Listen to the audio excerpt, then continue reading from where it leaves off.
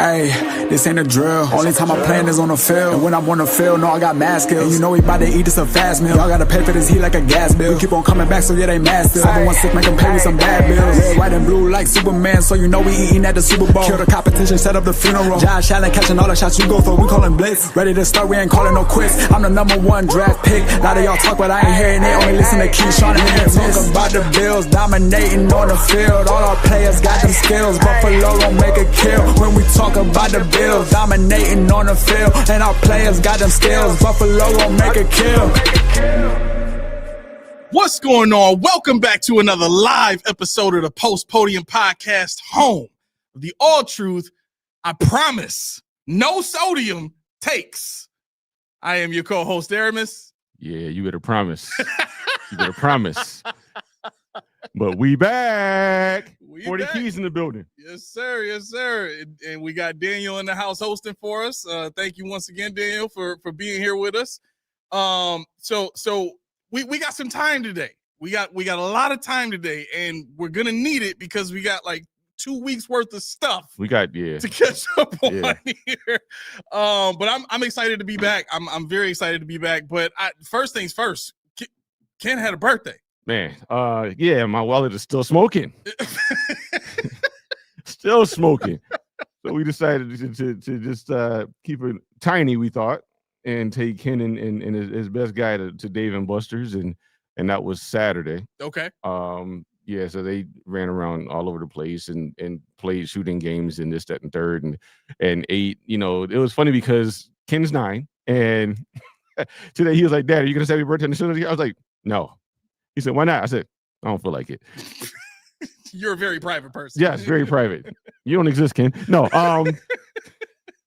So it's funny because we eat, you know, and I had this thing called the Buffalo Wing Burger. They had a buffalo chicken tender or whatever on a burger and blue cheese crumbles on it. Yeah, the burger fell apart. It was good, but it was greasy. So I don't know if I'm going to be the same ever again. Your guts maybe not. I don't think they're gonna be. Yeah, I think. Yeah, I mean, Laura already beat it. Happy birthday, Ken. I guess you deserve it. Whatever. We'll get to that in a moment. You let me know if he still deserves it. So you know, we're like, he's like, let's take him to the house with his friend. I said, don't live in a house. So he's got to get to my mom's house. Let's take him there. My mom said, "Oh, I'll bring him over. No problem." Yeah, those boy. I'm like, I'm just enjoying it. Just stuff just shaking and stuff. My mom like, "Take it to the basement." I'm like, yeah. This is the real stuff you don't see behind the scenes. Yeah. You know, and there's 2 of them now because his little friend is faster than him. So, but you know, he ended up getting a VR headset. So anybody that gets your kids this, get a mouthpiece, helmet, knee pads, elbow pads, everything you can, because they can't see, but they swing hard and they swing very hard. Thank you, Mom. It's so bad that I protected my bad knee with my good knee, so when he hit me, it wouldn't be that bad. Because I knew it was coming. I just didn't know when. He hit the guinea pig cage. They looking at him like, yeah, it was a situation. But yeah, I mean, I think celebration is in order for the youngster, a young king. 3,285 wake-ups today. 3,286 wake-ups for you, little guy. You feel old yet? You should. Wow. How your knees feel? Wow. Yeah, pretty rickety. So yeah, I want to extend the belated birthday, 1 day removed from my son Ken's birthday. I hope you enjoyed it, and I hope you enjoyed your weekend. And remember to bring your stuff home from school every day, please. Thank you. Now go back to playing with your toys. Most definitely. I love it, man. But we gotta talk about you, Mr. swimming with with exotic fishes and tour boats and cruises and. Bro, I gotta say, I did as much lounging as I could possibly do. Mm-hmm. You know what I mean? Like for me, vacations is all about like just being able to just relax in a pleasurable atmosphere. However, my wife is the exact opposite. She wants to like test, try, do everything there is to do because you may not get here again or whatever the mindset is behind that. You know what I mean? Like, but she's always like, I want to do everything there is to do. I want to experience everything there is to experience. So I kid you not, I literally trained, like I worked out and trained my body to be able to withstand all of the walking and moving that I was going to be able, that I was going to have to do. Right. So we were on a 5-day cruise, 4 nights, 5 days. And we left from Fort Lauderdale, and the first place we went to was Nassau. And then from Nassau, we went to Coco Cay, which is a private island that Royal Caribbean owns in the Bahamas. Nice. And it was a really nice experience. Older boat, but you wouldn't know unless you were just on, unless constant you're a boat cruises. Nerd. You're a boat nerd. Oh, this is the version 3. It was made in 1884 with shut up. Just get on the boat and ride. Exactly. So again, very enjoyable atmosphere. What I did not prepare for, what I probably couldn't have prepared for, was getting on the tallest water slide in North America. This thing was so high, bro.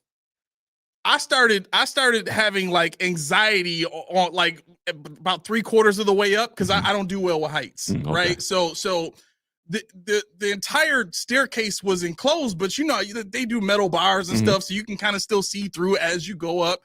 And what was funny about it is we get about 3/4 of the way up, and I'm slowing down a little bit. Not because I'm fat and I'm doing all these steps. I'm starting to get scared as hell going up all these steps. And but again, I don't usually go up that high for anything. If I'm usually like on a roller coaster, I'm sitting down, I already know what it is. Right. But taking steps up that high in the open, like I don't usually do that. So for me, it was like, this is new territory. So I'm slowing down, and my wife is like, You need to slow down. You good? And like I was losing my breath, but you grab your chest. it wasn't because of the steps, which was weird for me. You know what I mean? Because again, I trained for this. You had the adrenaline, but the adrenaline was working against your favor. Right. Yes. So it was like a shortness of breath, but I could still go up the steps. But the higher I go, the worse it got, until I got to the very top, and then I kind of like. Still kind of nervous, but find some stable position, get in the corner up against the rail or something like that, and just kind of look outwards as opposed to looking down. Right? That's how I dealt with it. But bro, for all that work to get up the steps, it's fast. And then the literal less than 30 seconds that it took for me to get to the bottom. When I tell you they pour water down these slides, but I was going so fast, there wasn't space for water between my back and the plastic that I was sliding on, bro. Me and my wife caught brush burn on our back just going down the slide. We was going so fast, but it was dope though. So yeah, that's funny because I don't like public water, but I would do a water slide. Also, weird. What's funny about me is this. With socks, though. You already know it. Sir, your socks. Hey, fam. No, these stay. These are part of the family. They go. And I'm like one of the most laid back cats. When we go somewhere, I'm like, let's walk around. I told you about Toronto when we went to, what was it, last year, 2 years ago, when we got, I don't know where we were, but Ken started crying like, when are we going to go back? I'm like, what are you crying for? We're out in the community, man. Right. This is what we're doing, But yeah, when I'm home, let me sit down. When I'm out there somewhere, I'm walking around. I'm ready to go. Yeah. So I mean, ultimately, it was great, and this is it's a new tradition that me and my wife decided to start because about 2 years ago, maybe 3, we had things not Thanksgiving. I'm sorry, we had Christmas, and. Christmas with the family, and they bought so many gifts for my younger son and my daughter, and still to this day, the bags of those toys and stuff that they bought still in the basement. And that was like probably a couple days after that, we kind of said like we were doing something wrong. You know what I mean? Because we knew they weren't going to play with it, and so we had kind of figured, okay. It's Christmas. Then my son's birthday is my youngest son's birthday is in January, and then my daughter's birthday is in February. So why don't we try to find a way to do something memorable as opposed to making it about gifts? Because on their birthday, they're gonna get gifts like crazy anyway. You know what I'm saying? So let's condense it a little bit. So the tradition that we thought about starting was doing annual cruises. So it was great from the standpoint of, closeness. We were able to spend time with each other that, in a way that we normally don't, because I work so much and my wife is always in work mode when she's at the house trying to make sure that, everything is taken care of so that I can come out here and do what I do. Right. But it was kind of stressful also at first because they didn't know what to expect. You know what I'm saying? So it wasn't like absolutely enjoyable for them until they got to Coco Cay, which is, you know, all the water slides and water park. They had obstacle course pools and wade pools, all kind of stuff.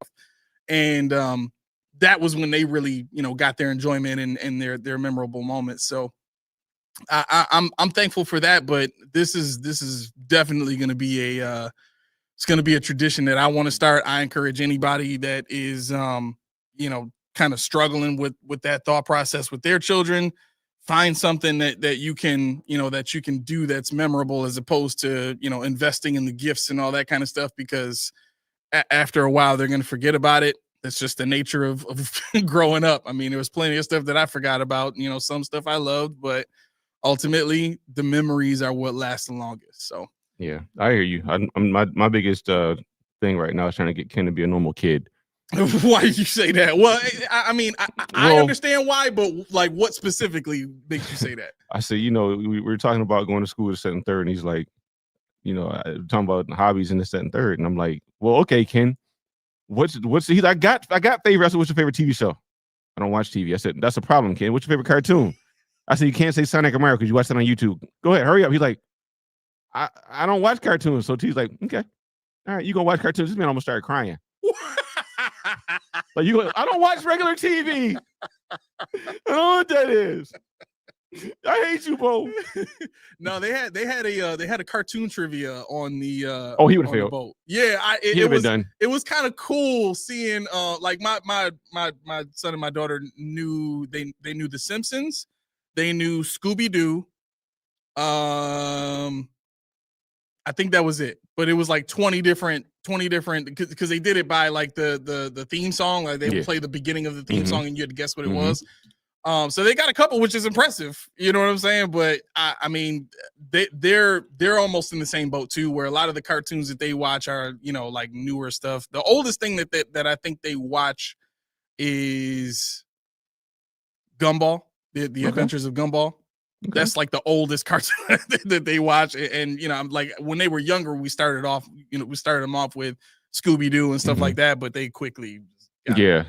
Ken found YouTube, never turned back. Yep. That's so yeah, it's funny that we got a couple of comments in here. We're going to address that for Shizor because I have thoughts on that. Actually, I'll address it right now because Christian Benford is the first player in Buffalo Bills history to have 2 back-to-back games of a touchdown, a defensive touchdown.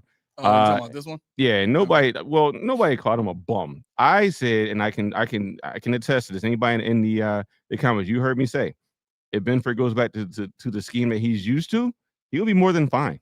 So they just had to figure out a way to get him back to what he's used to playing.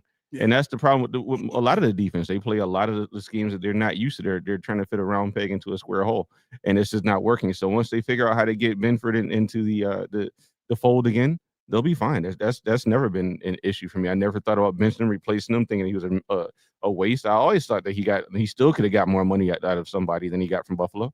So no, nobody said he can't hang with anybody in the league, and nobody said he's a bum. Yeah, I mean, contextually, because I mean, there always has to be levity in the situation, and there always needs to be objectivity. That's I mean, you should know that by now. Excuse me. Maybe you said it. Yeah. What's going on, Tommy? The reality of the situation was the defense as a whole that day decided that it was going to be T. Higgins or nothing. And furthermore, the fact that there was snow on the ground severely benefited the Bills in this contest, right? Where you're negating the speed of Jamar Chase, you're negating the ability to run block properly from the Bengals offensive line when they've been a pretty steady and good and consistent run game all season long. Even to qualify that, I mean, the Bills didn't have the best day running the ball. I thought they were horrible on the defensive line. They couldn't get leverage. They couldn't. Yeah. I mean, they were slide. There was no pressure. I thought it, you know, like you said, it would be a nice qualifier to see him on on green grass and in 70-degree weather and see what they really can do. But exactly. Yesterday, I was frustrated. I actually put in my notes yesterday. I was pissed off because once again against the Bengals, they can't find their foot. They're sliding all over the place. You know, they're sliding past Joe Burrow and trying to get to the sack, trying to hit the quarterback. It was bad. So I thought Samaj P. Ryan was like 220 pounds, 225 pounds. He was taking people for walks, but I mean. And you know, if you look at the box score and you're like, all right, cool. I don't think the defense played as bad as people say they did. But I don't think that it was their best game. I think they could have did better, but I like what they did. And when I say I think they could have did better, that's me talking about going forward towards the playoffs and not so much, you know, just week 14 of the regular season. I didn't really feel that they were going to lose the game, and I was kind of confused by the fact that they were still sliding all over the place on their home field again. Yeah. My positive take on what we saw was in the second half. Well, I mean, we saw this most of the game, but there was a concerted effort to let Josh be Josh. Right? They did try to keep the run game consistent, which okay, cool. That keeps you two-dimensional and all the stuff that Sean likes to say, but they did make a concerted effort to identify something very specific in the pass game that they could use to attack this defense, and they didn't go at it with the same philosophy of we're worried about turnovers and we got to throw all these bubble screens. Like I really don't remember seeing one bubble screen in this game, right? But it does raise a very interesting question, because in the post-game press conference, you hear Sean say, well, my wrestling nature causes me to be aggressive, right?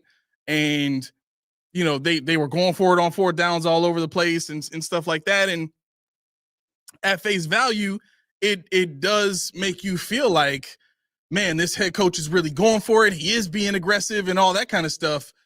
But again, here comes context, right? In the Steelers game, you're facing a good defense and two different fourth down situations, 4th and 10 in the first quarter with under 4 minutes left to go at the 46. You come out and you pretend like you're going to go for it, right? You don't. And then the second one was a 4th and 3 where you fake like you're going to go for it. You call a timeout, then you come back out like you're going to go for it again. And then I think it was a false start or some kind of penalty or something like that kind of saves them, at that point. But two different instances the week before against a better defense where you kind of chickened out in a sense, right? And so my point in all this is for everything that was accomplished in this game, scoring 39 points, how prolific the offense looked, how wide open it was for Josh and all the plays that he made. Realistically, this was the worst defense in the NFL. It is still the worst defense in the NFL. And your quarterback still had to make all the plays that needed to be made in order to score points, because aside from the 40-yard touchdown and the miracle the two miracle touchdowns that he threw to Shakir and who was the other guy at the sideline of the end zone there? Was that the tight end Knox? No, Knox dropped his. That didn't count. Who else had one? It doesn't matter. Yeah, I know Jackson Hollis had that wide open one. Yeah, that was in sequence. Mm-hmm. Like that touchdown was in sequence. The touchdown to Dalton Kincaid, that was in sequence. I mean, those two plays and maybe 3 or 4 other ones were plays that happened in sequence or in timing or within the design of an offensive scheme or an offensive play call, right? And so ultimately, I stepped away from the game thinking pretty much the same thing I usually think, which is you're going to give the reins to Josh when you have to. And this was a game where you absolutely had no choice. And in games where we've seen Sean have a choice, he usually chooses to be conservative and not go all out. And the Steelers game was a prime example of that. You had an Aaron Rodgers who wasn't playing well. You had an offense in the Steelers that wasn't really moving the ball well, and you were able to get some plays made by the defense in the second half of that game. And I mean, this kind of falls into, most of my perspective on, this game and really a lot of what we've seen this season, which is you can't scale this. You can't repeat this style of play or this behavior. You know what I'm saying? Because we've seen just letting Josh loose. He tried that against Houston. Didn't work. Yeah, well, the thing about the Houston game was that was a faux pas by the offensive scheme. The scheme should have been built to chip like they did in Pittsburgh. If they would have did that, we probably would have saw a different game. And trying to hold it. And I said that. I said yesterday. Yesterday is the day where I wasn't in Discord, honestly. For those that know, I know Nate said something about us. He was ripping on us for not being in there, but but it was my son's birthday, so I was watching the game on my tablet actually while he was playing this game on PlayStation. So, but no, I said in my notes, I said this was Josh's best game this year. To me, this is his best game. Oh, he was definitely in rhythm. Yeah, I mean, it was. But the thing was, he got to do it like you said. Like you always say, he says, I feel like Josh again. I feel like this again. That was a game where because he got to run, he got to pass, he got to do crazy stuff. And watching, and this is where I will give Josh credit too, because at first I'm like, why the hell is nobody giving Shakir credit for catching that ball? But then I'm like, that's kind of like a bended like Beckham pass where it like went the magic bullet style over one under through and then but I mean, obviously it had to be a great pitch and catch, but just to throw and but we do have to give Shakir credit for keeping the play alive too, because to have the wherewithal to where to run after the play breaks down and know to get to the spot and Josh knows where he is. It was poetry. It was ballet almost. And I think that if you let the guys play more, you'll see more. Because let's face it, our wide receivers are dog mess again yesterday. Brandon Cooks, no targets. Our leading receiver, how many yards was our leading pass receiver? It was Dawson Knox with no, just pass receiver, just receiver. Oh, the top receiver was shoot, hold on. I know it is. I just don't know. Okay. No, I don't. It was a 21-yard out effort by matter of fact, who was it? It was hold on. Yeah, who was it? It was 21 yards by dang, even James Cook, Gabe Davis. Everybody. Gabe Davis. Okay, he had two catches, I think. 2 catches. Keon Coleman had 2 for 9. And Khalil Shakir had 17 yards, something like that. I mean, it was the same thing that we've always seen. Last week we had what? The leading receiver was 16 yards. The other ones were like 9 less. I mean, the leading receiver was Brandon Cooks with 13. So that's a massive problem. Yeah, that's a massive problem. Now, for the people out there that really hate Dawson Knox, how can you hate Dawson Knox and like Josh Allen?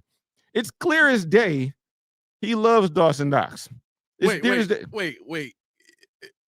You said how can you not like Dawson Knox? How can you hate Dawson Knox and not like Josh Allen? Not love Josh? Because the reason why I say that is because if you look at what Josh Allen does, is he finds his favorites. Dawson Knox is clearly one of his favorites. Whenever he's on the field, he's looking to him first. Gabe Davis, another one. And I'm gonna be just as me, no agenda. These are two guys that if you want your quarterback to be comfortable, if you want your quarterback to be in rhythm, if you want your quarterback to feel comfortable, these are guys that have to be on the field. Yes, I said it. You can't cut that out. So you're saying that because Dawson Knox is one of Josh's favorite people, that we have to inherently like Dawson Knox. That means you want to say it slow like to make it sound weird. Yeah, but no. Basically what I'm saying is, yeah, I mean, in essence, yes. But okay. My thing is if people hate on Dawson Knox for $14 million, and that's all they really can say. Does he drop passes? No. Does he make plays? Yes. Does he get touchdowns when you need him to? Yes. Does he block? Yes. Is he somebody that Josh has confidence in and looks for when things are falling apart? Yes. So, I mean, if you're only mad about his contract, then what are we really mad about? Because it's not your money, and that's not the money that's screwing us from getting other people. But if you're see, like Roy said, I like Knox, I just don't like the contract. That's it. If we're talking about a safety valve that we can rely on. We can try to replace him, but right now that replacement's not here. Kincaid kind of okay. Oh, I think it is. Well, with Hawes. I think I'm not trying to replace the athleticism at tight end. I've already got Dalton Kincaid. I still got him for another year. That's the problem with him. Well, I get that, but I think what you have in Jackson Hawes gives you the ability to block in a better way than Dawson Knox, right? The way that Dawson Knox has been used as a tight end has been justified by not having a good blocking tight end anywhere else on the roster, right? What? No, go ahead, because I got something I got to get off my chest. Okay, go ahead. I got you. So the way that Dawson Knox has been used, even when we were trying to run the 12 stuff with Dorsey, was, well, you're probably not going to see Dawson Knox get a lot of catches in this scheme because he's more of the blocking tight end, right? And so in that role specific position that they kind of put Dawson Knox, we all had to kind of just understand, okay, yes, he's got a $13 million cap hit, and yes, he's got this, he's making this money for 2 targets a game, but that's not in his control. He can only do what he's asked to do. And at this point, he's being asked to be a blocker. Why? Because they don't have anybody else that can do that, right? I think having Hawes on the team now should open that up for Dawson Knox to be used the way that we saw him being used yesterday. And I think my problem with Dawson Knox is not a problem with Dawson Knox the person. It's a problem with Dawson Knox the philosophy. You know what I'm saying? I'm talking about Dawson Knox can go as a concept.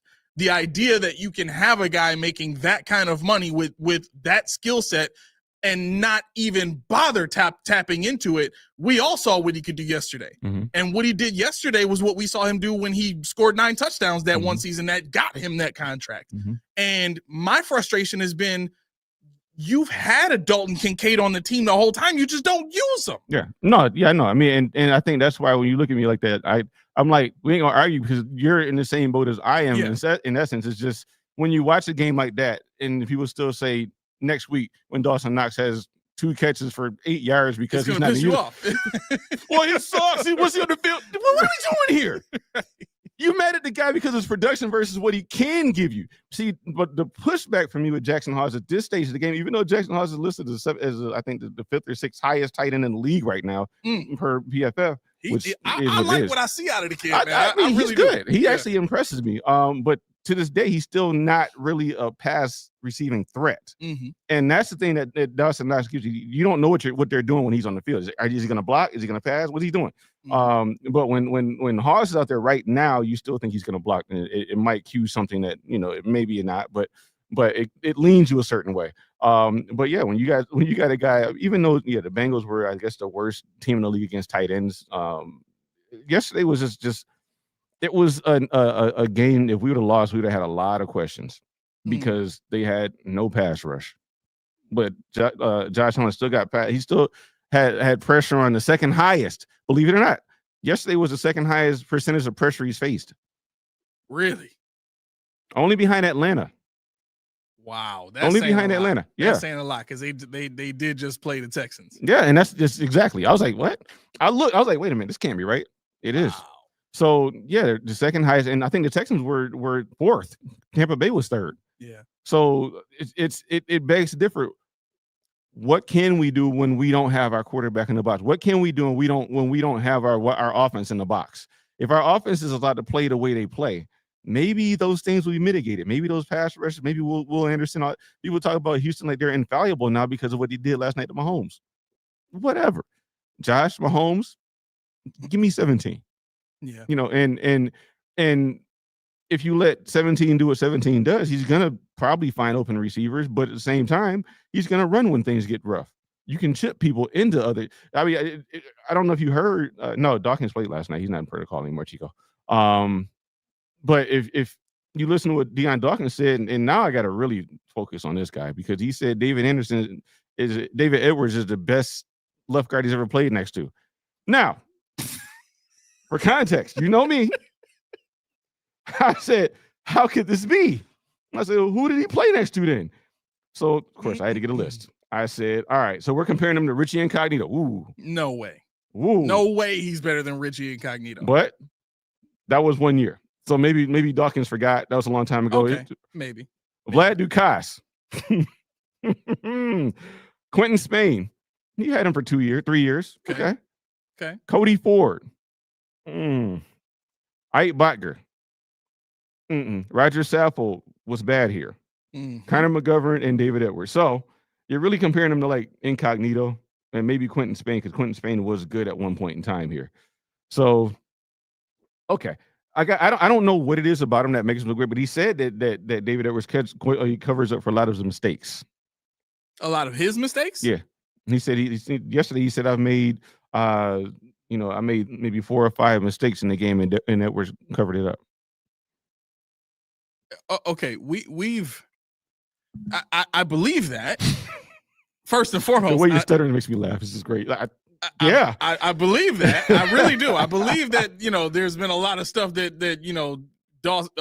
Dawkins has done wrong in the game. Mm-hmm. But we've also shown on video several times. I know Edwards, going to block people that don't need to be blocked and completely abandoning his spot. I'm fighting a losing battle because Jerry Ostrowski, John Fina, they said he's really good. And I'm like, I don't want to poo-poo on the guy. I don't know where. I got to find out where. And this is not even being a funny thing. I got to find out what I'm missing, because I'm not offensive line savant. I'm not. And I'll tell you that. I tried it when I played it. It wasn't for me. So maybe, but here's the thing. When you hear from guys like Jerry O and some of these guys that are, Bills alumni and guys that are still connected to the team, you're never going to get the real down to earth answer, right? Like, I can get that because I can talk to players who, they don't need to be connected to the team. You know what I'm saying? Guys who've played for the team, we've watched podcasts before of Jim Monis and how he's talked about the Bills. He doesn't need to worry about his connection to the Bills. He's on his own. He's good now, right? Mm-hmm. So those are the people that you can expect to get more of a real answer from. I caution anybody who listens to people still connected to the team, still, engaged in activities that the team sponsors or anything like that, to just be careful and take what they say with a grain of salt, because at the end of the day, a portion of their I don't want to say livelihood, because they may not necessarily be getting paid by the team, but a portion of their life in a sense, and what they do with their life is still connected to the team. And they don't want to ruin that. And I don't blame them, but that draws a line of demarcation for how far they can go in criticizing the things that the Bills or Bills players do. Yeah, I mean, there's another guy. I don't remember his name from a podcast. He's not related to the Bills. He's an offensive line. He is an offensive line savant that they talk about on Talking Buffalo a lot. I really don't remember his name, but he said David Edwards is really good too. I don't know. I see he's supposed to be good in the pass block, but the run block he's about average. I'm trying to look and see where. I mean, obviously it's a PFF, but it's all I got that I can get to right now to really see where he ranks in terms of guard. So if you have something else that's brewing in you right now while I look this up, you go ahead and be my guest. I just want to see where he is. David Edwards. To be clear, my bro, I'm not saying don't trust him. You can trust whoever you want. All I said was take what they say with a grain of salt. What that means is, if I'm going to be as concise as humanly possible, that means listen to what they say and believe as much of it as you want, but make sure that you are doing your research to fact check. I mean, realistically, I say this all the time with anything that we say, anything that you hear from anybody. Don't just take what we say. Like, I'm not asking people to listen to this show and believe every single word that we say without fact checking us or without doing your own research. Always, always, always do your own research more than anything else, more than listening to anybody, more than trying to compare what this person said with what this person said. Do your own research. Whether you have time or not, it's still important enough for you to do that, even with sports. Yeah, I got David Edwards right now per Pro Football Focus at 17th guard. So still good. Better than average. So whatever. That's about where I guess he falls. I still would like to replace him. Next year, try to get one of the guys, maybe Alec Anderson in there at guard. Get another swing guy and let him start. That's the thing. I think Alec Anderson. I would love Alec Anderson because he's a much better run blocker. Yeah, he's nasty to him. He's got nasty to him. It was funny because somebody was mentioning. They talked about how when Josh got hit in the Steelers game, how Alec Anderson was out there, but you're lucky Spencer wasn't out there. I'm like, my guy Spence. I don't know. He's just like a mutant. I don't know something about the dude. I just wouldn't want to piss him off. He just has a look about him, and when I see him in person, I'm like. And I don't do this often, but I'm doing this, and I'm like, don't make no sense. It don't make no sense. But yeah, and where are we? Oh yeah, talking Buffalo. No, Buffalo Plus said Group was gonna have double digit sacks. I would have told you that was blasphemy. I told you that the whole time. It's not. He had 3 last year. He had 3 sacks in week 1. I say he's not getting 10 sacks. Yeah, there's no way. It's not happening, and it's fine.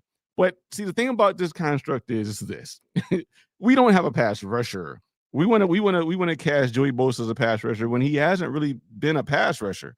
He's been up there with forced fumbles, but how many sacks did he have? 5 or 6 or something like that? Ed Oliver has 3. He's tied for number 2 on the team. He hasn't played 2 games. How does that happen? So yeah, I mean, it's. I don't know what they saw. That was a Kool-Aid drink. That was the what's the word? Euphoria they felt before the season started. The excitement. Josh Allen's going to throw for 7,000 yards. Yeah, stuff like that. It's like it's not going to happen. But you get excited, you get wrapped up in it. This is the best wide receiver core we've had. No, it's not. But that's what people were saying. Look how Keon Coleman's mossing people in training camp. Right. So exactly. Look at Tre'Davious White's back. So I mean, it's like okay, and we're worried about Taylor. We're worried about Cole Bishop. Should we still be? Not at all. Not at all. And it was funny because Billy D sent me an IG DM with I think it was who was it? Petrie hitting was it Rasheed Rice? Rasheed Rice. He said, "I want one of those." I said, "I think Bishop might pull one of those out of his hat." Oh yeah, he could definitely. He's got a personal follower. I can see it. Yeah, a little, just like maybe 2 or 3 more PFs, and we'll be on to something there. You don't have the toll school cap though. Nah, I'm okay with that. I hate those. Yo, it looks bad when it's dark. I'm like, he had an afro. He's got an afro on. I mean, I would be happier if it was an afro. Like if he's just running around the football field with a massive afro laying receivers out like that. Sign me up. I'm buying a jersey. It's like Mario football or something. Yeah. Big head, little body. So here's because I'm seeing some of this other stuff that folks are saying in the chat. Yeah, Tommy said that. While you're saying that, I wanted to say Tommy. I still didn't say that. He said, we're showing some love for BGG. No. Wait, where is it? Did you still? I don't know if I. Oh, there it is, right there. Here it is. Yeah, he said. No, you didn't. I didn't say he was an answer at all. Who's BGG? I'm not saying it's Gabe Davis. Oh, okay. You can figure out what the BG. I can figure I'm not doing it. Yep, thank you. I really appreciate. You have no idea how much I appreciate you not doing that. Okay, please continue. Yeah, I will give credit to what he does for our quarterback. That's what I'm doing. Josh Allen looks for Gabe, likes Gabe. It makes him feel comfortable inside. It makes him feel ooey gooey. Mm-hmm. Fine. I mean, if they re-sign Gabe Davis to a $9 million a year contract over 2-3 years, whatever. I don't care. But that's not the answer. That's not why we're not drafting a wide receiver number 1 or number 2 in this draft. Yep. And if they give you that excuse, Tommy, your guy BBB, Triple B, which I don't call him Big Baller, I'm gonna have a couple of other different B's for him in a minute. Because if he uses another excuse for why he doesn't give us true wide receiver talent in the draft early, yeah, his name gonna be mud. So here's an ironic point that I wanted to make, mm-hmm. and this came up before the Christian Benford stuff with, you know, how well he's played the last 2 weeks. I think Christian Benford, even before this week, could be used then as an example of the irony within the philosophy that the Bills use to build their teams, right? And when I'm talking about the philosophy, I mean this idea of everybody eats / sum of parts / do your 1/11th, all that stuff, right? So here's the thought. The thought is it's pretty ironic that you run a scheme that is built around the philosophy of everybody eats, sum of parts, you know, all that kind of stuff. Like we want a bunch of guys all focused on the same goals, the same mentality, the same philosophy, all that kind of stuff. And that allows us to not need superstars, right? I did talk about this before about how, you know, when I spoke to Coach D and about, you know, how often plays go the way that they're designed to go.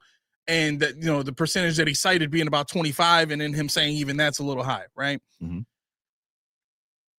The issue here with what the Bills are trying to do is you find yourself in these positions, more specifically late in games, where you need a play made, and the play calls that you make are so easy to guard and so easy to contain that the only way to beat these defenses is to have Josh go off and make a play happen.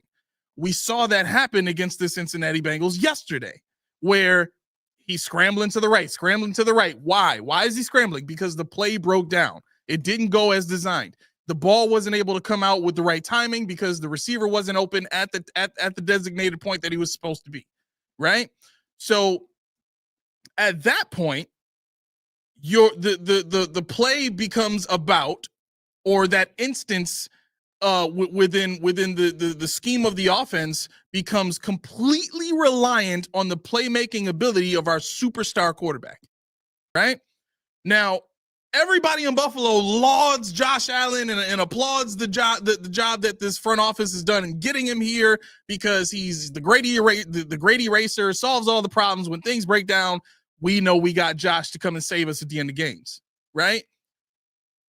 How is it that this front office and this head coach and everybody that makes the decisions there can't see the huge gaping hole in their thought process and their philosophy when it pertains to everybody eats and all the, and you know, we don't want divas and all this kind of, like, your whole team is solely reliant on Josh Allen making something happen at the end of games. Like, that's your whole offense and your whole defense. Because realistically, we went into yesterday's game, and I'll credit Tommy for that. I didn't even know this until Tommy said it in the pregame show. But going into yesterday's game, the Bills had the number one pass defense in the league. Mm-hmm. And we give up 34 points to these guys. Now, I get it. It's Jamar Chase. It's T. Higgins. But again, it's in the snow where they don't necessarily have the same advantage they would on you know, fresh green grass in 70-degree weather. It was a lot more. I'll put it like this. In games like that, everything happens slower. And the slower things happen for a defense in front of their eyes, the easier it is to diagnose and the easier it is to put yourself in position. It's part of the reason why they played so far off. The mentality in the first half was, let the play come to us. We're not going to let them dictate to us where we're going to be and what we're going to do, right? The second half was about, we can't get a lot of pressure. We've got to blitz and get the ball out of his hands, because what we were allowing to happen in the first half can't happen in the second half, right? That's why the change in defensive philosophy happens. You know, that's why the change happens in the second half. But the idea here was, the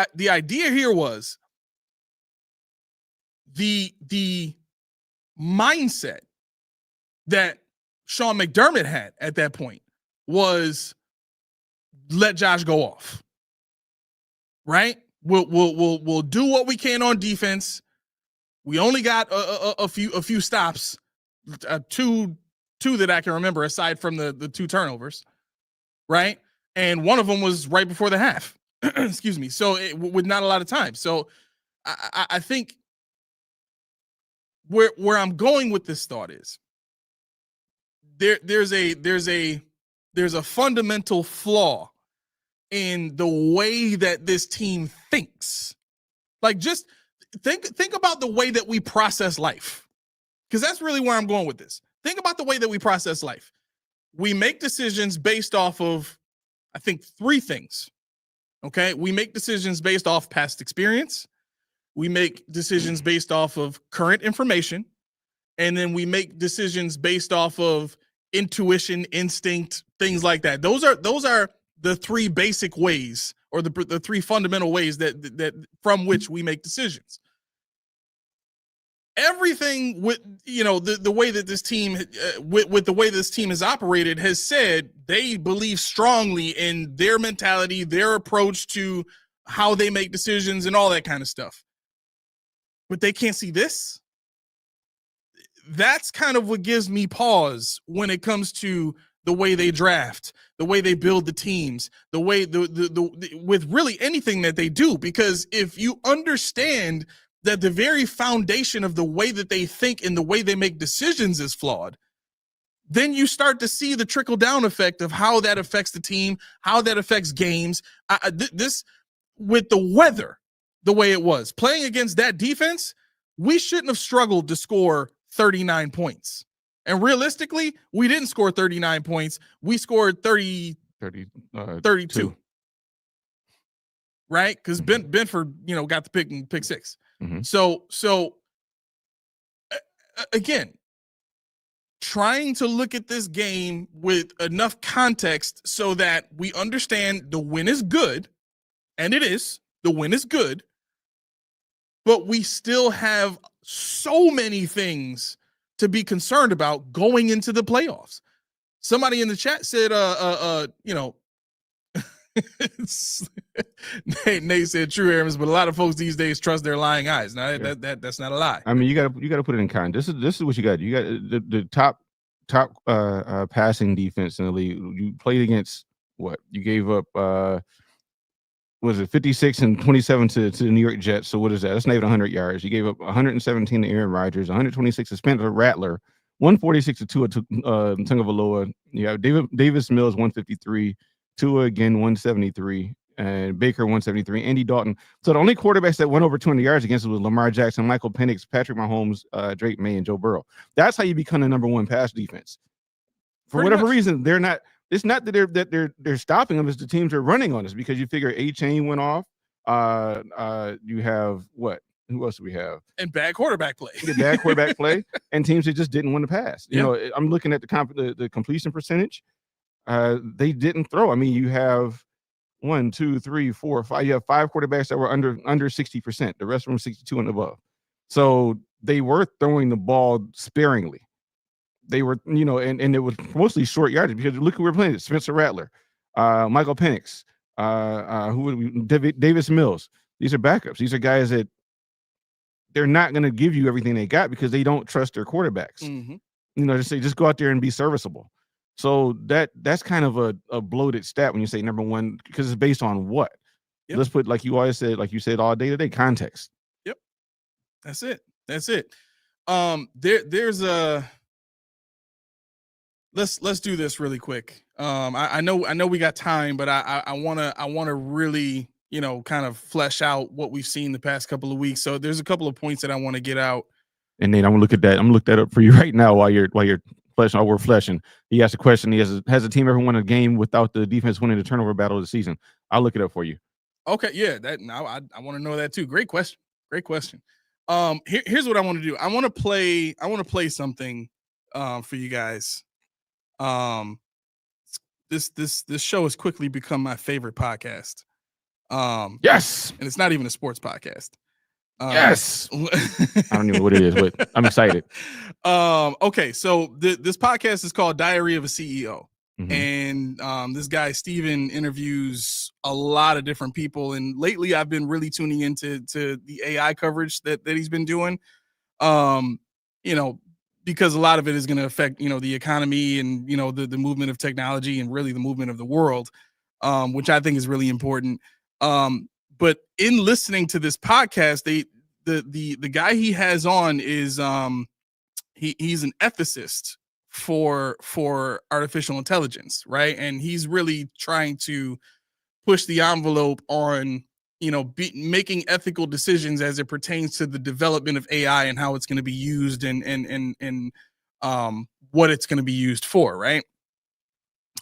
So this is a specific quote that they are not. It's not a quote, but they're talking about a specific thought process on how people receive AI. But it's going to sound very familiar as soon as I play it. So here we go. Bear with me. And if people aren't good at that, they're not good at that. I remember reading the work of Leon Festinger, the guy that coined the term cognitive dissonance. Yes, when prophecies fail, he also did that work. Yeah, and essential. I mean, the way that I interpret it, I'm probably simplifying it here, is that the human brain is really bad at holding two conflicting ideas at the same time. That's right. So it dismisses one. That's right. To alleviate the discomfort, the dissonance that's caused. So, for example, if you're a smoker, and at the same time you consider yourself to be a healthy person, if I point out that smoking is unhealthy, yes, you'll immediately justify it. Exactly. In some way to try and alleviate that discomfort, the contradiction. That's right. And it's the same here with AI. It's very difficult to have a nuance. So here's my point in bringing that out. When we're talking about cognitive dissonance, because that's really what I want to focus on here, right? We've gone all season long with me listening to the radio and you know, listening to, you know, people, you know, that come into the chat and bash us and a lot of different avenues with which fans want to just with reckless abandon applaud and laud and prop up wins like this that feel so amazing and feel great. And this win is a lot like our win in week 1. A team that was beating the brakes off of us, we find a way to pull out the win in the fourth quarter. But when we're talking about cognitive, what? Boo said nobody bashes you guys. Yeah. This might be for you specifically, Boo. Here we go. Cognitive dissonance is the mental discomfort or psychology stress experience. I'm sorry, the psychological stress experienced when holding two or more contradictory beliefs, values, or attitudes, or when your actions conflict with your beliefs, leading to an urge to change something to restore consistency or consonance. Okay. For example, like they gave in the podcast, a smoker who knows that smoking is bad might downplay the risks or rationalize their behavior to reduce the internal conflict. Okay. Now, here's some of the key aspects of cognitive dissonance, right? The feeling of it manifests as guilt, shame, anxiety, or tension, right? Now, with what I've experienced, there'll be times where we'll be on the show or I'll have a conversation with somebody, and I've even experienced this, no lie, I've experienced this with Coach D. We've had a lot of conversations this season where, you know, he started to realize over time, like, man, you're right, you know, and it's not a hopeless feeling, but it's a feeling of, man, like there's a tension that develops because the thought process that you had before it either has to change or you're gonna, you know, choose to be in denial, right? And so that's kind of where I'm going with this. The effort justification of the example is putting immense effort into a group, then convincing yourself the group is amazing to justify the effort. I'll say that again.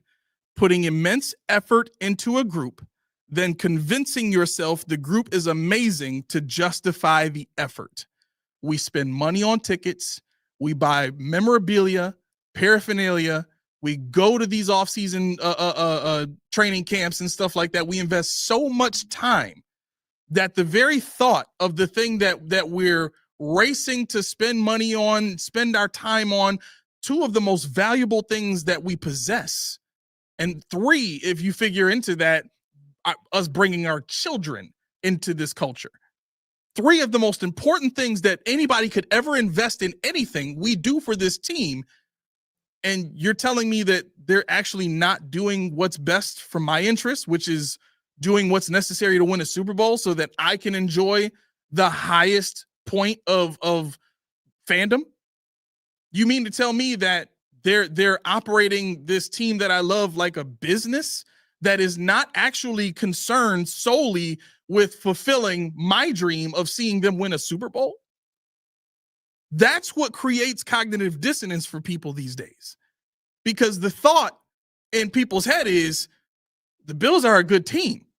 And when we come on this show and we give you all of these statistics and all of these instances and all of this insider information that conflicts with this is a good team and a well-run organization, you got a choice to make. Either I'm going to accept what I'm hearing and choose to change, which means I have to deal with the pain and suffering of everything that I've invested and how that's not really been a waste of time, but it's going to have to change. Or I can do what's comfortable and what most people do, which is, nah, I don't buy that because such and such says that this is a good team. Yeah. Okay, Boo, let me try it this way for you, and you can say whatever you want. I subscribe to this team has the foundation for what could be a good team against anybody. If you look at our defense, we have good safeties. We have up-and-coming cornerbacks. We have a needed linebacker. We have a needed pass rush. But for what I've seen, and this blows my mind. I don't know if you saw this yesterday, but the only defensive player who hit the quarterback or rushed the quarterback from the defensive line position was a guy that's like my paradox, my quandary, TJ Sanders. From the defensive end position. Billy, were we not talking about this? Were we not saying this? I said this on the show, put him in the 4. And then I saw against Steelers, or who was it before the Steelers? I said, maybe not. Mm-hmm. But then I'm watching it, I'm like, I can see it. Maybe he could develop. I could see it. You know, I could see him there before Landon Jackson. But would he be an actual pass rusher? No. That's the thing. He'd be the Rousseau type. He'd be like a backup to Rousseau. Yeah. But the logjam is as a second round pick, a backup to right. Rousseau. Right. Okay. The logjam would be a lot more sparse with him at defensive end than the defensive tackle room, because they love Jordan Phillips. They love Fendarius Mathis. They love Ed Oliver. That goes without saying, but Ed Oliver and Deion Walker are the future. They should be the future anyway. Mm-hmm. If we can keep Ed healthy with the way Deion Walker's progressing, watch out. Because what I'm seeing out of Walker, he's not going to give you much in the run game. He's not. That's what it is. Unless he can develop his lower half and get an anchor, because there's too many times in the game, even yesterday, he was looking the wrong way on the field because they spun him and pushed him that way. Yeah. You know, and that's no fault, because what he gives you is what I saw. His first tackle was on the boundary. That means a big man running out to the bottom, making a play. Mm-hmm. So I was encouraged by that. And believe it or not, he's not that big of a guy when you think about proportionate. Mm-hmm. You know, he's 6'7", 330, but it's all up top. It's all up top. Yeah. You know, and when you think about, you know, proportion to what that gives you in a 6-foot man, you're talking about maybe 250 or so like that. You know, so it's not like something that you've never seen before. Just what's the guy for Watson? That Watson kid from Tampa Bay. That's different. I lost weight. That's like the kid. You know, I told the story to my mom when we were talking about Ken, and it was a joke where the guy said, you know, we're talking about how Ken now realizes that somebody in his class is like gifted, pretty much. He's nice. Like, why is it that he knows all this stuff and I don't know this stuff? Why? I said, kid, remember I told you when you're in kindergarten, you have to apply yourself. Yep. You got to want to be a better. You got to want to go above and beyond what you are. You got. So when I say that, I'm looking at you know, somebody like Deion Walker who could be really good. He could get that weight, you know, get the weight in his lower body. I don't know what his back is. I really don't know what that injury does to you, if he can really build, or if it's good for him to build a lot of weight. But you got to apply yourself like Deion Walker. And the joke was, I saw this on Comic View 20 years ago, but he said, you know, his son was really, he was suffering in school. He was having a hard time. He was just talking, boisterous, this, that, and third. He said, I sent this boy to school the first day. He got a hole in his shirt. How you get a hole in your shirt? I don't know. I was wondering why my chest was chilly. I don't even know. And then he said to the second day, kid come home. He like, how was school? Like, the teacher said I'm doing much better. But the second day of school, you're doing much better. How bad were you on day one? So Deion Walker, I lost weight to get down to 450. How did you ever get to 470 or 500? Right. You know, so it's like we're lauding you for something you should have already been. 400. That's crazy on the football field. 400 pounds, and that's like gastric bypass for him. So you know, Deion Walker is not that big of a dude. So you know, is he SpongeBob? He says you actually call him. might. He actually might be. He actually might be. That's good. But what he is no joke on the football field. I'm glad to have him. You know, and it flies in the face of a lot of pundits that said that was a bad pick, that he's not going to make it to second, third. He's going to be even the Bills, who took forever to get him on the field. He should have been day one. But see what that entails is you figure out your linebacking core. Yeah. And what people, this is another scenario where the Bills put a label on somebody and now they're stuck. I call it the Ken Coleman rule. Terrell Bernard. If he was not a captain, he would not be on the field, even if he was healthy, because Shaq Thompson's outplayed him. Dorian Williams should be on the field with the defensive line we have, because you're not getting pass rush. You got to be more exotic in the second level. Yep. And Bernard doesn't give that to you. But what also happens with Bernard is he's not allowed to do what he does best because the D-line doesn't allow him to stay clean. Yep. So this a gotcha. Next year, you got to find your middle linebacker. You got to move Bernard outside somewhere to the weak side. Let him play Milano. He's not here next year. Bernard just got re-signed. What are you doing with him? Put him on the outside. That's his starting role. Let him rove. Get yourself a real middle linebacker. Somebody that's nasty at the point. Somebody that anchors, can shed a block. And now you cooking with something. See, this is what when I say the Bills are not a bad team, it's certain pieces that make them look worse than they really are. Yep. So, you know, I'm not saying he's bad, but he's out of position. Like we had with Cole Bishop last year. Get him off the field. He's trash. No, I told you guys, Taylor Rapp was holding him back. Taylor Rapp gets hurt. What happened? Bishop is our best player, best defensive player. Wow. Didn't see that coming. So let's try this again. Let's move our captain to the position he should have played in the beginning. This is not a necessity thing anymore. You can't let go of Milano. You can't let go of that C while you're trying to figure out what you want to do with him. And that's what's hurting this defense right now. Yep. For closure here, just on the point that which I think. I'm sorry. No. I'm like, because as you're saying what you're saying, I'm like, this fits perfectly with what you're saying.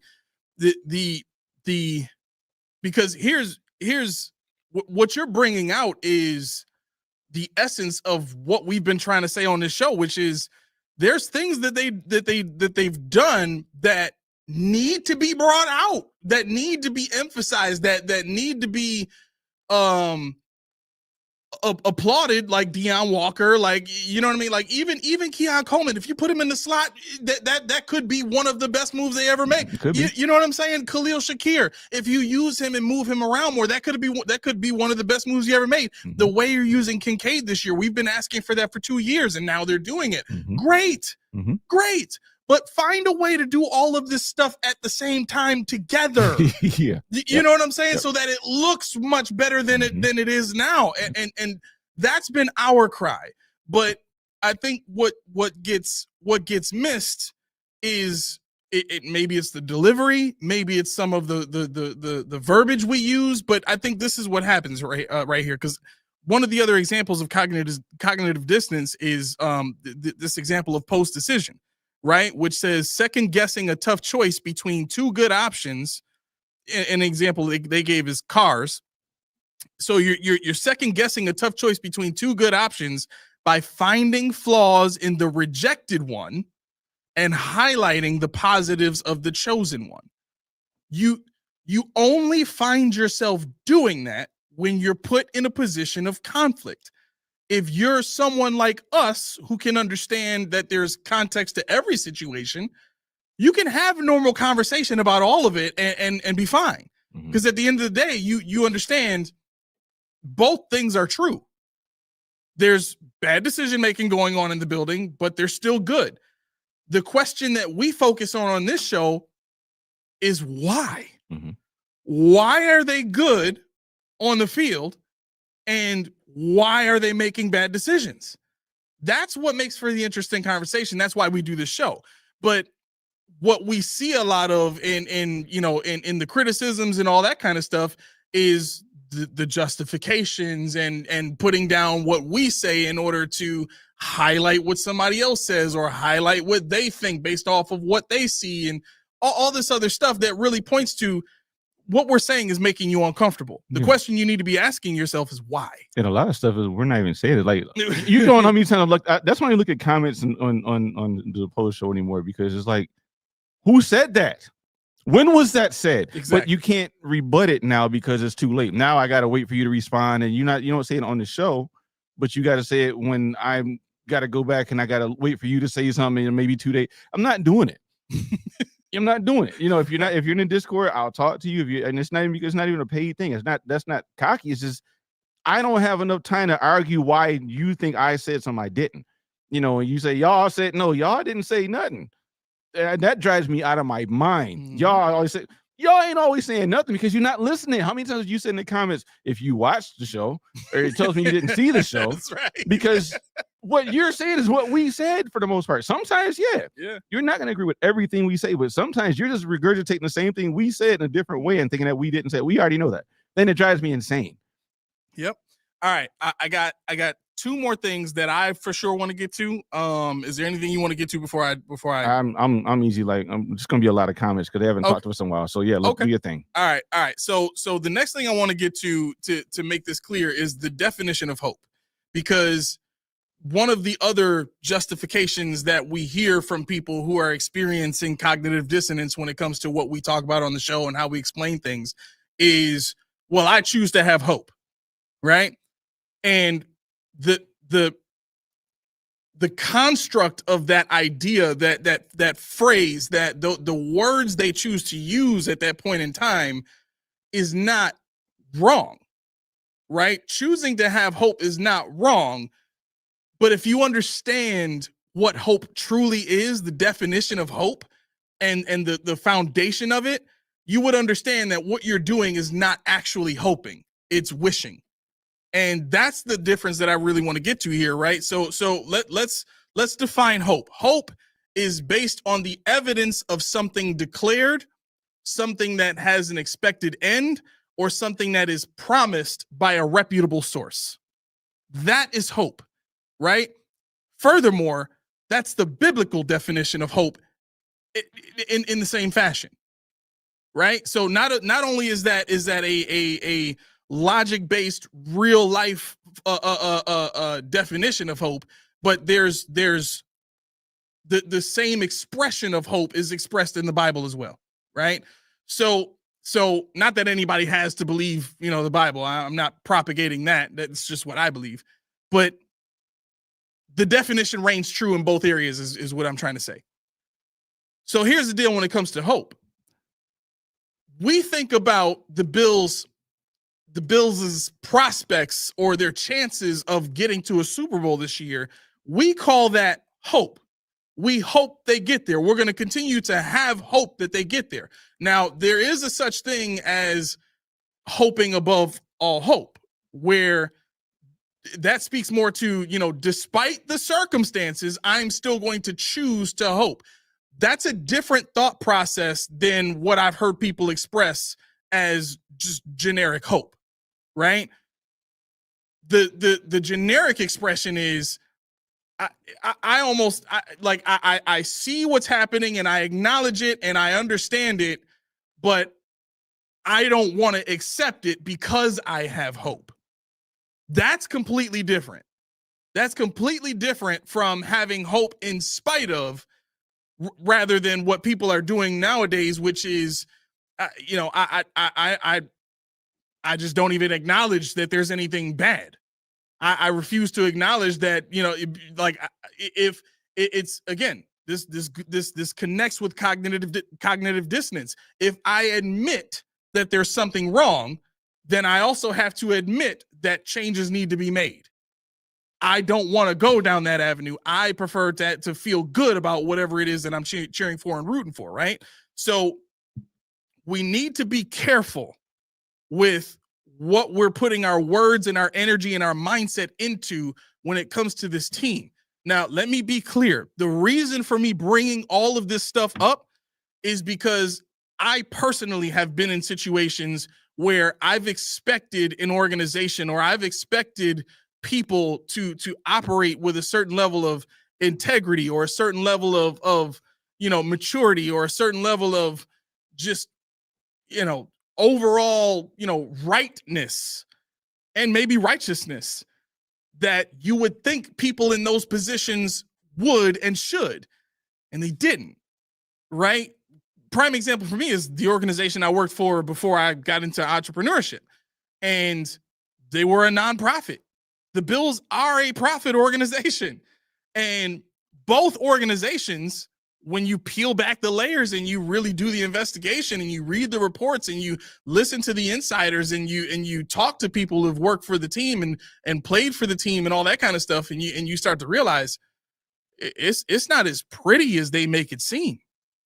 I found that out in real life. You know what I'm saying? Like an organization that I truly believed in that fit with my religious beliefs. Mm-hmm. Come to find out, they're not who I thought they were. Like that's jarring, bro. Right. You know what I'm saying? So it became a passion for me to break out of these constructs of false identifications.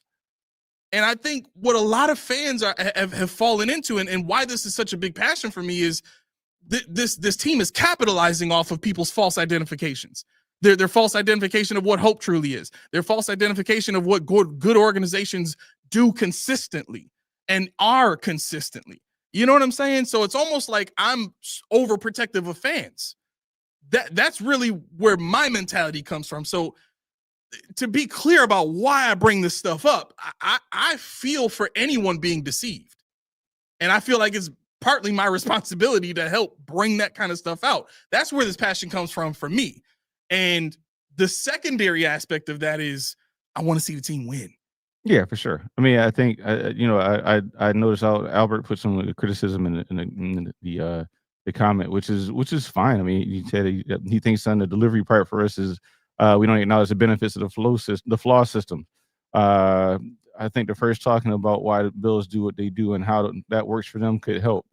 For instance, we don't have run stoppers, and you guys criticize that, but in return, we don't get passed on a lot, which Bean loves, and that gives our run D-line time to breathe. I mean, I respect it. And the thing is, okay, this is my thought process. My thought process is it's not right. Well, my thought process is this. If and I don't want you to go, but we're the opposite of everybody else that tells you everything great. I'm going to tell you what I like. See, I'm coming at this as a fan. I'm talking to you as somebody that's not aspiring to do anything but talk to you as a fan to fan. I'm now the guy on the other side of the camera that I wish I could talk to when I was watching all the podcasts. This is not right. That's why we try to read as many comments as possible, because we're trying to let you in on what we got going on. Agree or not, as long as we build a relationship. Everybody here is a relationship for you with us and us with you, and we've gained a lot of family, if you will. And I think in regards to the run stuff, that's something for me that we know their passing defense is not great, but it's good. We know that. But why can't we tweak the defense to stop the run and be dominant? Exactly. Especially when we got a head coach as a defensive savant, they call it a guru. Thank you. So for me, we already know. I mean, I can sit here and tell you how good Max Harrison looked against T. Higgins or how many, or whoever he's played against. I could do that, but you'll get that everywhere. You'll get Josh Allen talk everywhere. I'm trying to tell you the other stuff as well. Like there's stuff I really like. There's stuff I really passionate about. Yep. And I'm talking to you unfiltered, because I watched the game and I'm going nuts about this, because I'm like, dang, I wish I could do that. I wish we had this. I want that pass rush. And that's why I come to the show and I tell you the way I feel. And it's not to influence you, especially to think a certain way or whatever. I'm just talking to you as like we be talking in the barbershop. I almost wanted to name the show the barbershop at one point. Because we just talking. We just talking about the team we love. And you love the team the way you love the team. But it's the same team, same love. I don't think you're less of a fan because you think everything is great. That's just how I feel. Yeah. And well, very well said. Very well said, for first and foremost. But to Albert's point, I think, and this is pretty much what you've been saying. We do that. You know what I mean? I don't think there's any other shows that take the time to bring out in great detail the things that the team needs to work on or where the flaws even come from in the first place. If you listen to the radio, I saw Beth talking about, she likes the WGR guys. I do too. I love Jeremy and Joe, and I'll when I'm not here or when I'm not, at home doing a bunch of stuff, like if I'm out driving or something like that, and I'll listen to, Shope and Bulldog, and I'll only listen to One Bills Drive for Dan Orlovsky and Greg Cosell. I can't even do that. I can't. It is hard sometimes, but I just want to hear Greg Cosell and Dan Orlovsky so bad that I'll tolerate it. But again, I think the understanding that we would like to have is that this show is the basis of this show is context. I mean, that's where we try to live through, because to me, that's the most truthful place you can live from is understanding the context of every situation and how everything just kind of, intertwines and affects each other. You know what I'm saying? Once you identify all the variables, whatever conclusion you reach from there is yours. Right. You don't have to agree with ours. You know what I mean? But at least educate yourself. Mm-hmm. that would be the secondary emphasis on this show, which is, like we always say, do your own research, educate yourself. We bring this information out so that whatever conclusion you reach is solely yours and not influenced by the team. That's really what, me specifically, that's where I'm trying to get people out of this, saying everything that Sean says because he said it, right? Like, I'll give you a prime example. One of the things that we've said a lot on this show recently is this is not Joe Brady's offense. Did you see the article on NFL.com about the Raiders firing Chip Kelly? No, I didn't see the article. There's an article on, and I'm not going to read it because there's a bunch of other stuff we need to be getting to. But it turns out that Chip Kelly was fired because he wasn't running what Pete Carroll wanted effectively enough. Mm-hmm. And then after the fact, it came out in this same report that the offense that Chip Kelly was running was not his own. Right. The offense that Chip Kelly was running was the offense that they ran the last year Pete Carroll was in Seattle. And I'm sorry, but when you're asking somebody to do something that is not of their own design, they're not going to be that great at it. Right. And so what happens? Well, Chip Kelly gets fired, and I'm sure in Vegas, they're probably talking about, man, I'm so glad we fired Chip Kelly because that offense was terrible and this and that and the other thing. In the same way that we're talking about, man, we got to get rid of Joe Brady. This offense sucks and this and that and the other. Like, here's literal proof of what we've been saying is going on here is happening with another franchise, right? So this is the kind of stuff that I'm talking about where, we get up here and we say stuff and it may sound, weird, or it may sound very different from anything else that you hear anywhere else, but we put in a lot of work for the purpose of getting you this information to shake you from whatever's, holding you in, I'll just say it, holding you in a place of stupidity or ignorance. It would probably be the better word, a place of ignorance where you just don't know what you don't know. Yeah, honestly, I can tell you, doing my own research now has exposed a lot of stuff and a lot of shows I used to watch and really covet. I'm like, wait, that's not right. That's not, I'm saying myself saying that's not right. And I kind of want to be that guy that you say, something don't seem right. Can you look this up? And give me a day or so and I'll get back to you. But to Nate's point, yeah, I got your answer, Nate. We won one game where we lost a turnover battle. That was Tampa Bay. Yeah. So that was 44-32. We lost a turnover. We were -1 in turnovers. We actually were even in turnovers and won both of those, and that's against Pittsburgh and New Orleans. Somebody actually pointed out on the radio today, man, the Bills are 4-0 when they give up 32 or more points. Hooray. There's like we're supposed to be okay with that. Like supposed to be proud of it. Right? Yes. That's what I want to do. 4-0 when our defense sucks. Right. Yes. Our offense has to be high powered and scoring all. Yeah. No, that doesn't make me feel good. And that's to Albert's point. That's what doesn't make me feel good. See, when it's on 3rd and 5, and I'm like, ugh. You about to get this first down because you know they're gonna run. Ugh, it's 3rd and short. It's 4th and short. Ugh. Yeah. I want to be like, yo, not here. Not here. Right. You know, and that's, you know, and I don't talk about video games that often, but that's kind of how I build my team. I build my defensive tackles to be run stuffers. Absolutely. My defensive ends are pass rushing guru. They're mavens, and then the linebackers fill in the gaps. But see, the thing I'm looking at, I think it was, who was it? Was it Albert that said keyword like CJ?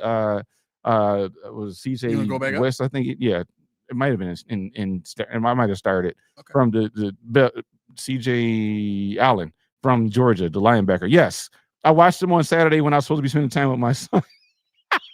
They were in the SEC championship, and I mean he's a physical guy, downhill, you know, just nasty, looking for contact. And if you flank him with Bernard and Dwayne Williams, and guess what? If you run a single high with Bishop coming up in the box, you got your coverage right there. That's how you work it. See, when you run that single high, you bring one of them safeties down. Oh man, you ain't got to worry about your linebackers coverage. See, McDermott and Bean, to me, and yeah, he knows better than everybody. We know you're going to say that, but McDermott and Bean to me are like, we got to find people that do more than one thing all the time. Mm-hmm. But he always says complementary pieces. Right. This is exactly what you preach in complementary pieces.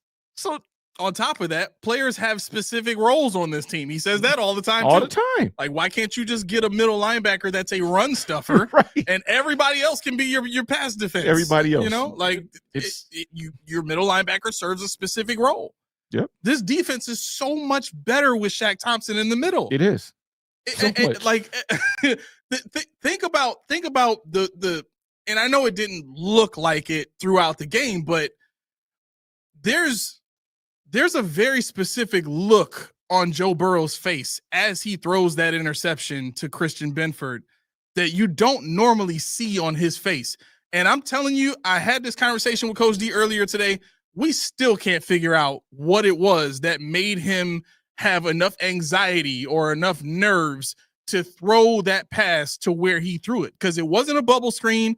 He was throwing the ball to his hot, but under normal circumstances, he would see that read is not there and go somewhere else. Mm-hmm. Right. The best explanation that I could offer is maybe because of his injury, he's thinking, I'm not going to be able to break out the way I normally want to. I'm not going to have enough time. The only option I have is just getting this ball out of my hands. Mm-hmm.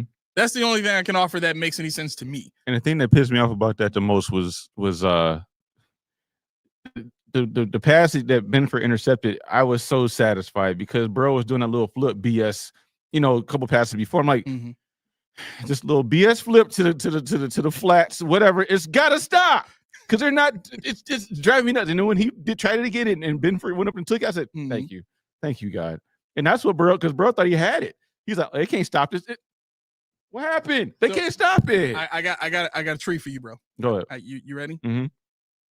Our producer has a word to say. Daniel. What? Hit him, bro. Hit him. Well, I just want to jump in and say I did hear that if you look at Burrow on that play, the ball, he does not have his fingers on the laces and he doesn't have a good grip on the ball. And so he couldn't pump fake and he couldn't get a good throw, which is why he kind of shot puts it forward because the ball, he doesn't have good control of it. And he freaked out when Benford was right in front of him. Good. Yeah. I mean, it worked out. Thank you for bringing that up. Cause I mean, that makes a lot more sense. That makes a lot more sense. And I think in that instance, we look at that as, holy cow, look at the play that Christian Benford made. Okay, in context, everything that Daniel just said, you know what I'm saying?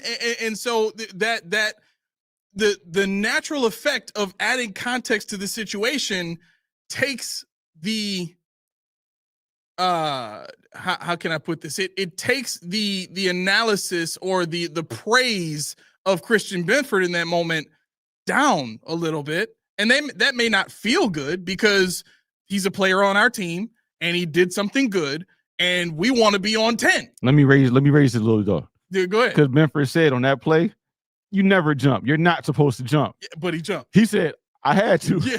He snatched that sucker. I mean, he could have dunked that, so he was up there. It was like he wasn't even looking though. Like right. it looks like his natural instincts. Yeah, exactly. That's like that crazy. Micah Hyde kickoff return where he was like, I knew I should have went down. He caught it full plie mode and then turns and he's like, I should have went down. They told me, but I saw the end zone. Right. And Benford's like, I saw the ball. Go get that. I gotta have it. Yeah. You know, so I mean that was I mean, to me, it was just the fact, like, okay, you've seen guys go up and bat that down, go up and tip it, this, that. But I mean, that's like the boy where Michael Jordan went up and just pinned the ball up against the backboard with two hands and just brought it down. I mean, it's like, you know what's supposed to look like, but you don't see that. You know, it's like, it's so rare. It's like that J.J. Watt interception on EJ Manuel. Just go grab it. Here's your gift. Like, wow. I mean, that was a beautiful thing. Who was it? Oh, yeah. In the comments, when I spoke about the single high look with the safety, how do you know we don't have a single high? How do you know Jordan Hancock ain't a single high? Right. We ain't seen it. Yep. Maybe he's not, but see, that goes, whether he is or not, that goes into the draft. See, if you don't have it, and you know you have this linebacker that's a stalwart in the run game, do you not get him because you don't have a single high safety? No, you grab him and then you go get that pair. That's right. And that's the stuff that I say all the time, and that's why it's not that I know more. It's just like, doesn't it make sense to you too? Mm-hmm. If I want this guy, but I know his limitations, I have a chance to cover that limitation because he's got something that I don't have. I'm grabbing him. I'm gonna figure this out. Yeah. You know, I'm not gonna make him play in my scheme because I know he's gonna look like you just said, like ish. He's gonna be horrible. Right. You know, we've seen guys that go otherwhere, like 25. T-Dot. They love T-Dot in Miami. Yeah, they do. They freaking love T-Dot. We had T-Dot. He was the middle linebacker we're talking about. But now we got to find something else. Mm-hmm. Shaq Thompson, cool, but he's like 32, 33 years old. Jordan Poyer, he's like the only retread that we brought at Buffalo's like, oh yeah, this dude can still play. But he's like 33 years old. You know, so you got to find the successors. That's the thing. You can't rest on your laurels like they do. They rest on their laurels and say, you know what? We got Poyer. We got Jordan Phillips. We got Trey White. You know, we're good. No, right. You're good for now, but what happens after that 1-year contract is up and you need to find that replacement? Are we going to go get another? So next year, is it going to be Levi Wallace? I know. Or next year, is it going to be Rasul Douglas? Because we need another veteran? Or you should have had that guy. And I'm not using corner. I'm just using cornerback because it's easy right now, but we know Max Harrison right now should be the guy. But, you know, no, well, okay, let's see. Ira said Cam Lewis was food out there. He kept getting cooked. Yeah, you know why? Because they said, T. Higgins, go find Cam Lewis and do something to him. Yep. That's exactly what they did. They said, you're 6'5", he's 5'8", go do something to him. Find the smallest dude out there and go get him. I mean, look at Max Harrison on the touchdown. Mm-hmm. He was in good position. You know, he had the highest forced tight window throw rate on the team yesterday. He had 6 targets. He allowed 3 catches in the highest tight window forcing, Max Harrison.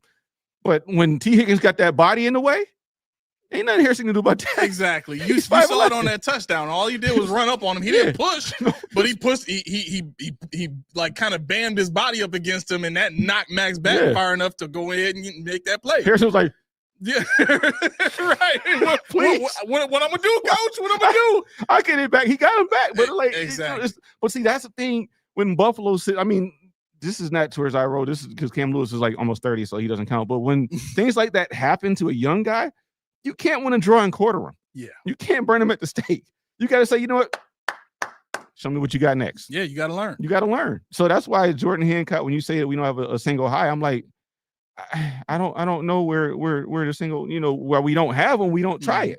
Yeah, that's kind of my thought on Max in general. Is I mean I told everybody before the season started, like, or not, I'm sorry, probably a couple of weeks into the season, I broke the news that Max wasn't picking up the playbook the way that he should, and that's part of the reason why it was taking so long for him to come back. And when you watch When you watch the Texans game, I think he only played 13 snaps in that game, and he was out of position on pretty much every one of them when you go back and watch the tape there. So there's justifications for him not being on the field, but to your point, how the hell else is he going to learn if he's not out there facing these guys and learning the nuances and the positioning and the strength of these receivers and how to counteract all that stuff? He may be out there, like if you put him out there full time, he may figure out, man, I got to get stronger in this area, or I got to work on this technique. But you can't learn that from practice. Nope. And the issue here is you got a head coach that's like, if you don't get it right in practice, you're not going to see the field. Mm-hmm. But there's again, there's something to be said for these guys learning in the fire, because truth be told, there's no simulated atmosphere that can give you real feel for in-game action. Right. There's no substitute for that. So unless you're willing to draft a guy in the first round and let him learn on the fly, don't draft him.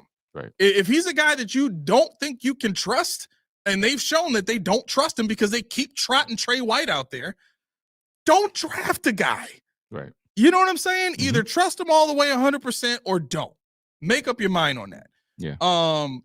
I did see, yes, thank you very much, Puka. Puka got a touchdown on Will Johnson. I know. But context, that was the first touchdown Will Johnson has given up all season long. I'm going to just leave that right there. First touchdown he's given up all season long is in what, week 14? That seems like a pretty good draft pick to me. And I like this point from Buddha. He said it's when we were talking about, you know, the Benford interception, he said it's like Allen's picks. We never say great play by the defender. Right. Uh-huh. That one by Singer in New Orleans, I was like, whoa. Yeah, you gave him credit. You did. You gave him credit. Yeah. I know that's the only one I can think of, but that was ridiculous. Yeah. But in all seriousness, that does typically range true. You know, whenever Josh throws a pick, it's Josh was under pressure or this or that reason, not, you know, giving the defender credit. I mean, it's just the nature of the game. You know what I mean? But again, like I said, understanding context, you can make whatever decision from there you want to make. Where are we at here? Spin said something too I thought was funny. Was it? This one here, yeah, because it's McDee's fault for all of Allen's picks. I swear. Listen, Vu and Spin are the nicest trolls you will ever meet in your entire life. Like they won't completely bash us, but man, they'll jab us with as many sharp things as they can find. And I'm here for it. I appreciate it. It's funny. See what else we got. All right, so Cole Front says, I said last week I felt Max should have been on Chase and Benford on T for this exact reason. T too big of a body for Maxwell. Yeah, so and I agree with that. The other part of this too is your defense made a decision to take Jamar Chase out of the game. Mm-hmm. You know what I'm saying? You essentially had your best defender on him, but you were also, you know, double covering, bracketing. You're doing a lot of stuff on his side to completely take him out of the game, which is why T. Higgins was so open all the time down the field and why Gesicki was so open down the field. You were devoting so much coverage to make sure that Chase didn't beat you that it opened everything else up for other people, right? So if it's hard to say this stuff without getting into the weeds of, is Christian Benford really a number one all over again? Because if you're putting Benford on Jamar Chase and we're saying, oh, well, he limited Jamar Chase all day. Well, if you watch the tape, they were doing a little bit more to help Benford than you would normally do with a lockdown corner on that side. You know what I'm saying? And I'm not saying that to bash Benford. I'm saying in the context of the game and what the decisions were in coverage, it's clear on film that they don't trust Benford to just be on an island by himself. That's what the coverage suggests. It's not me saying it. It's just me looking at what's happening and saying, hey, that's what's happening. Mm-hmm. Right? So, I mean, look, the Bills had the right idea in the weather. Right? And I mean, I have to admit this, as much as I hate not having a dome stadium, in games like this, it does present an advantage for the Bills. This, the weather and the conditions and all that kind of stuff. So admittedly, I think that did help the Bills accomplish what they needed to accomplish yesterday, which was getting a win. Yeah, it was funny. We were talking about on the radio how Jeremy White, who's a proponent for the dome, is like, you know what? No, the way the weather was yesterday, he said, I like that. I liked how it looked, how it felt, and this and third. The new stadium, the ground is green, even though it's snowing outside. And so Joe goes on to say, yeah, in 25 years when they renovate it, maybe they can make individual domes for everybody. If you choose to want to be in a dome, you can, put your own individual dome over your seat so you don't get snowed. I'm like, 60,000 domes, sure, whatever. And then this is 20 years from now, right? 25 years from now, when Buffalo is like a tropical trend, it's weird. Buffalo is a strange place these days. It's not like I remember as a kid. But then Jeremy says, he said, wouldn't it be a mind screw if you had a retractable stadium and Cincinnati fans found out that we're gonna have a stadium open against Cincinnati yesterday in the snow? Like they're gonna open the dome in the. They're crazy. Yeah, I mean, but that was. I know it's cliche. Buffalo weather. People say, oh, no, Buffalo. That was Buffalo weather right there. And Cincinnati. One of my friends that the game was going to be in our favor because it's snowing. It's our kind of. I'm like, isn't Cincy cold and snowy too? He's like, yeah. I'm like, okay. So right. It's not like we're playing Miami yesterday, or right. Texans or anybody that plays in a dome, even Minnesota. Because they don't see the elements when they play at home. So yeah. It's kind of easy. And then when I look at our team slide, I'm like, why are we sliding? In the first quarter, I'm like, why are we sliding again? Why? Tell me we're not sliding again. Tell me Bishop didn't slide past Burrow. Why are we doing this to ourselves? And I'm like, get some cleats. Right? Yeah. All right. We got some breaking news here real quick. It turns out that the Colts are planning to work out 44-year-old Phillip Rivers for a potential signing with Daniel Jones being out for the season, per Ian Rappaport. Yes. Your thoughts on 44-year-old Phillip Rivers coming back to play for the Indianapolis Colts? Yes. Do it. You think so? Take out of this playoffs. Go ahead, do your thing. That's a no-go. You go ahead and do that. You concede it. I mean, what are they now? They're guaranteed. Well, their backup is hurt now too, so they really don't have a choice. I mean, you got a choice not to sign Phillip Rivers. Well, I mean, would it be that bad? Does he have to do that much? He's got 12 kids and probably was chilling at home with And I don't think in the forefront of his mind was going back to possibly play football. I think when high school coach. Yeah. This is not an AJ Klein kind of signing where it's like, oh man, you still good? I'm good. Okay, get out the window. He's been gone for about a good 6-7 years already. Right, that's what I'm saying. So he's like. I mean, he's the same age as what Prater looks. So, how athletic do you have to be to play quarterback, though? And a pocket quarterback at that, the way he is. I mean, 44, like he's so. Okay, here's my thought on it. I think this could be a very underrated signing if with the conditions that exist. A lot of them. Go ahead. right. Because first and foremost, you have a good to great offensive mind in Shane Steichen, who can scheme things up, right? See what he did for the Eagles and see what he's doing now with the Colts for proof. On top of that, you have the offensive line that the Colts have, which they're trying to capitalize off of this year. The way they've been running the ball, all that kind of stuff. Super strong run game, good enough defense to really be a threat in the playoffs. All they need is a distributor. It's essentially the same as what the Steelers thought they were getting in Aaron Rodgers. We just need a distributor, and everything else around that should be fine. We have a strong defense. We have a strong run game. We just need to be consistent on offense. Now, they haven't had the consistency they thought they were going to have on defense, but I think for the Colts, you got Phillip Rivers coming in and playing point guard. Could be a good thing. No? Yeah, I'm sitting here. I mean, I just looked. There's only 3 per Spotrac. There's only 3 free agents: C.J. Beathard, Jeff Driscoll, and Jake Fromm available. Now that begs the question: who's on the practice squad somewhere? There's got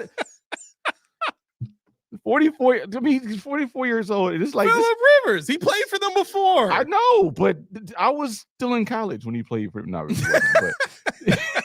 But I mean, I just can't get over the fact. I mean, the guy, he played, and wasn't that his last? That was his last show, wasn't it? In Indy, he retired there, didn't he?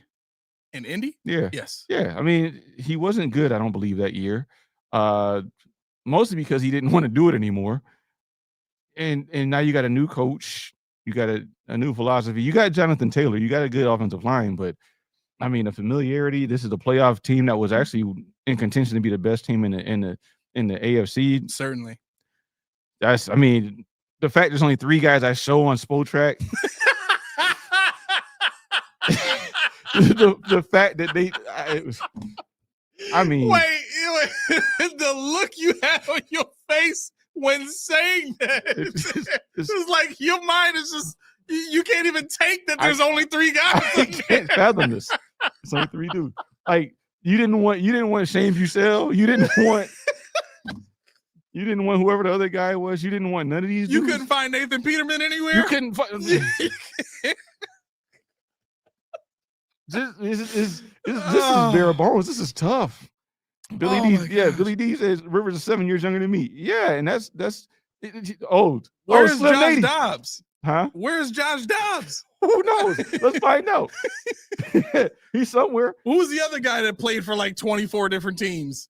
The skinny dude. Oh God, he's got the commercial now where he talks about it. He played here. Name? We had him at one point too. I don't remember his name, but I don't remember who it was. Josh Dobbs. Did you know Josh Dobbs' nickname is the Pastronaut? What? Never mind him. He's done. The Pastronaut? That's rough. Let's see. He's in New England? Okay.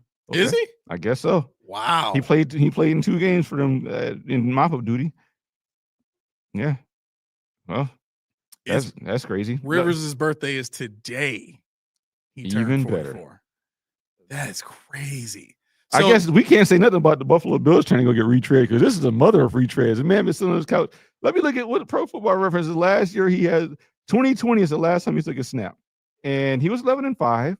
He had 68% completion percentage, 41,000 yards, 4,100 yards. I'm sorry, 24 touchdowns, so 11 interceptions. Whatever. Josh Johnson. Thank you, Vu. That's who it was. Josh Johnson. Okay. That's who it was. Yes. He did caps. Like, you didn't know that? I saw the commercial one time. Oh, he said, that's why he set up earlier at 7:13, and he said it again because we didn't see him. We give you credit.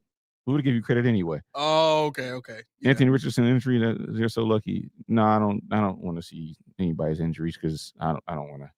I saw an injury from a player that messed up my day a couple weeks ago. I was like, oh man, I'm done. I'm going to take a nap. Leg was all sorts of screwed up, and I'm like, yeah, no, I'm gonna go hug somebody. T, come here, Ken, come here, please. Man,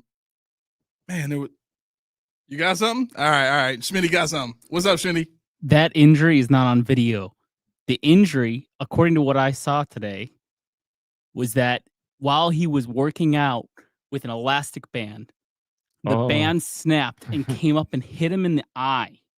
Yes, that is right. Who is this? Anthony Richardson. And he had to get surgery, and his vision is still messed up. That's why he's on injured reserve. Yeah. What? How unlucky is that? And the thing is, doesn't he wear goggles sometimes? No, not in game. In practice, I thought he had glasses or something in practice. I'm like, and he gets hurt. Like, yeah, that's nuts. That's incredible. Yeah, those elastic bands are the demon. Wow. Tommy said I should have sent you my broken ankle. No, it wasn't what I saw. I mean, the reason why that bothers me so much because it reminds me what my leg looked like. So when I see that stuff, I immediately wince. Like right now, I'm like trying not to like wince and like grab my leg right now because it's a flashback thing. That's what it really is. I mean, it's traumatic. It really is. And you make your joke all you want, not you, but anybody else. Oh, it's not that. Go through it, and then try to come back, or or have your life. Like yesterday or Saturday when I was at Dave and Buster's, I was in pain, and I didn't do anything. It just popped up. I was at work Friday night, and my leg just locked up. And this is an injury that happened when I was 15. I'm 41. This is 26 years ago. Yeah. And so it's like, it's not even the visual of it. It's just thinking about what they got to go through, thinking about what they're going through at that moment, and thinking about what I had to go through. It's a lot. It's just a lot. So with this Bengals win, first and foremost, the Bengals are not out of playoff contention completely. Because their division is so weak, they still have a shot. That's crazy. At 4-9. Yeah, that's amazing. 4-9. That's nuts. They still got a shot. But 4 teams were eliminated yesterday. Do you know what those teams were? No. That's terrible because I knew what they were, and now I don't. Let's see. Tennessee, the Raiders, the Giants. Are you guessing, or you like? Well, those are 3 2-11 teams. So I'm trying to see if there's any way any of these other teams could. So Miami actually, well, they can't do anything. They actually could if everybody was just got destroyed. The Browns were eliminated. Okay. Okay. Everybody else. Let me see. Everybody else seems like they could be if you have a good Atlanta, Browns, Raiders.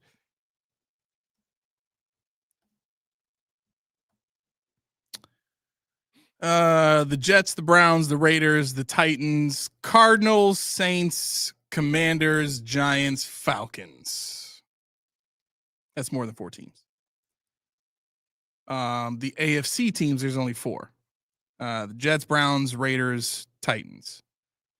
NFC, again, Cardinals, Saints, Commanders, Giants, Falcons. So you're probably looking at the Jets with the number 1 overall pick. I really said the Browns were eliminated before the season started. Let's be honest. When they said Dylan Gabriel, I was like, yeah, they're done. They don't care. Yeah. I'm not really sure what the Titans are. If you're the Titans, are you happy that they're winning games now, or would you be kind of upset? No, I mean, I think it's over. You got to give your young guys the floor now and see what they can do. If they can win games with a young unit, fine. Oh, it's a very young unit. Yeah, I'm saying fine. If these are like your first and second year guys, the guys that might be your future, let me see what they got. If they can win, blessed be. But if they can't, if we're still playing to win with our veterans like Jeffrey Simmons, people like that, nah, that makes no sense. What do you think about this one here? Conquest says, I'm not happy about the Jets potentially getting Fernando Mendoza. Whatever. I mean, the quarterback from Indiana, and it's not a whatever the Conquest, but it's the fact that he's playing with two first round potential wide receivers. He's playing in Indiana against, the Big East? Not Big East, the Big Ten. And like Slim Nady said, they'll screw them up just like they did everybody else. That's how I feel. The Jets have yet to show me. Breece Hall, remember that? Must have, can't miss. Well, you miss because everybody's talking about Breece Hall, trade him. They got defensive players up the wazoo. They just traded Sauce Gardner. They if that's your guy that you really cared about, you loved and you coveted, that's your cornerstone. You're not trading him away, whether it's that many draft picks or not. So yeah, they screw up a lot of stuff. So if they get Fernando Mendoza, we upgrade our pass rush and we're good to go. Ruben Bain's going to be probably number 1 overall, Tommy. But no, Fernando Mendoza, I really have to see what he is in NFL against NFL talent, because Surratt and the other guy they have over there, I would love to have Surratt in Buffalo actually. Okay. Albert saying 2 first round wide receivers. Yeah.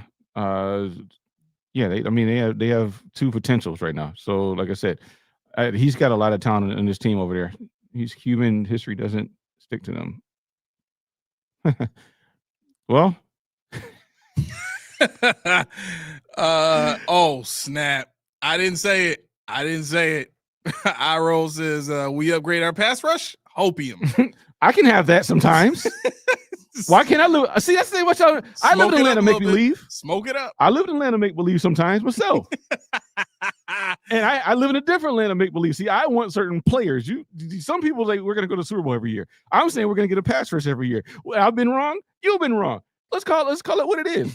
It's like this is the pot killing the kettle black. That's what this is. All right. So the draft order as of week 14 is the Giants have the number 1 overall pick. That's kind of crazy.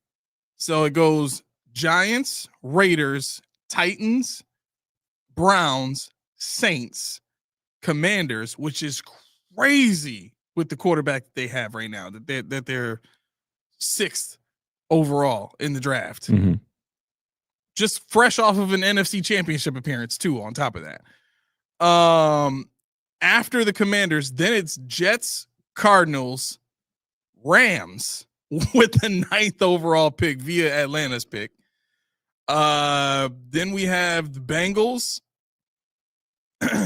Vikings, Dolphins, Baltimore with the 13th overall pick right now, excuse me.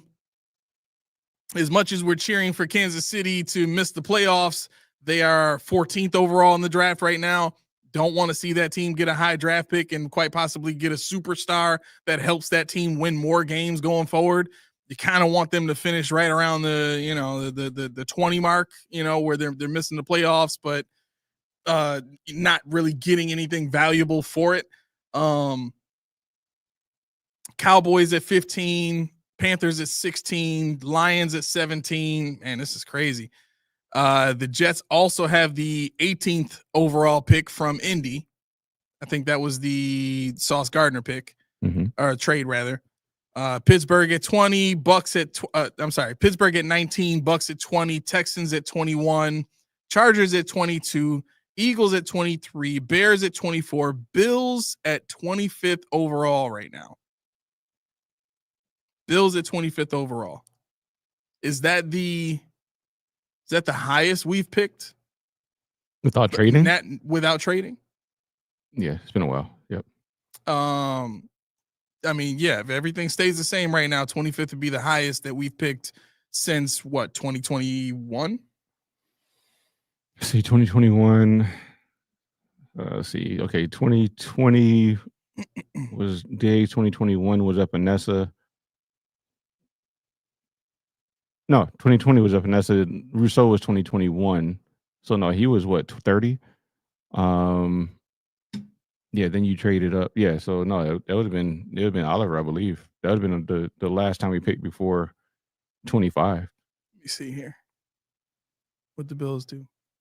The Bills picked 30th that year, 2021. They picked Greg Rousseau. Yeah, and they traded up for Elam and they traded up for Kincaid.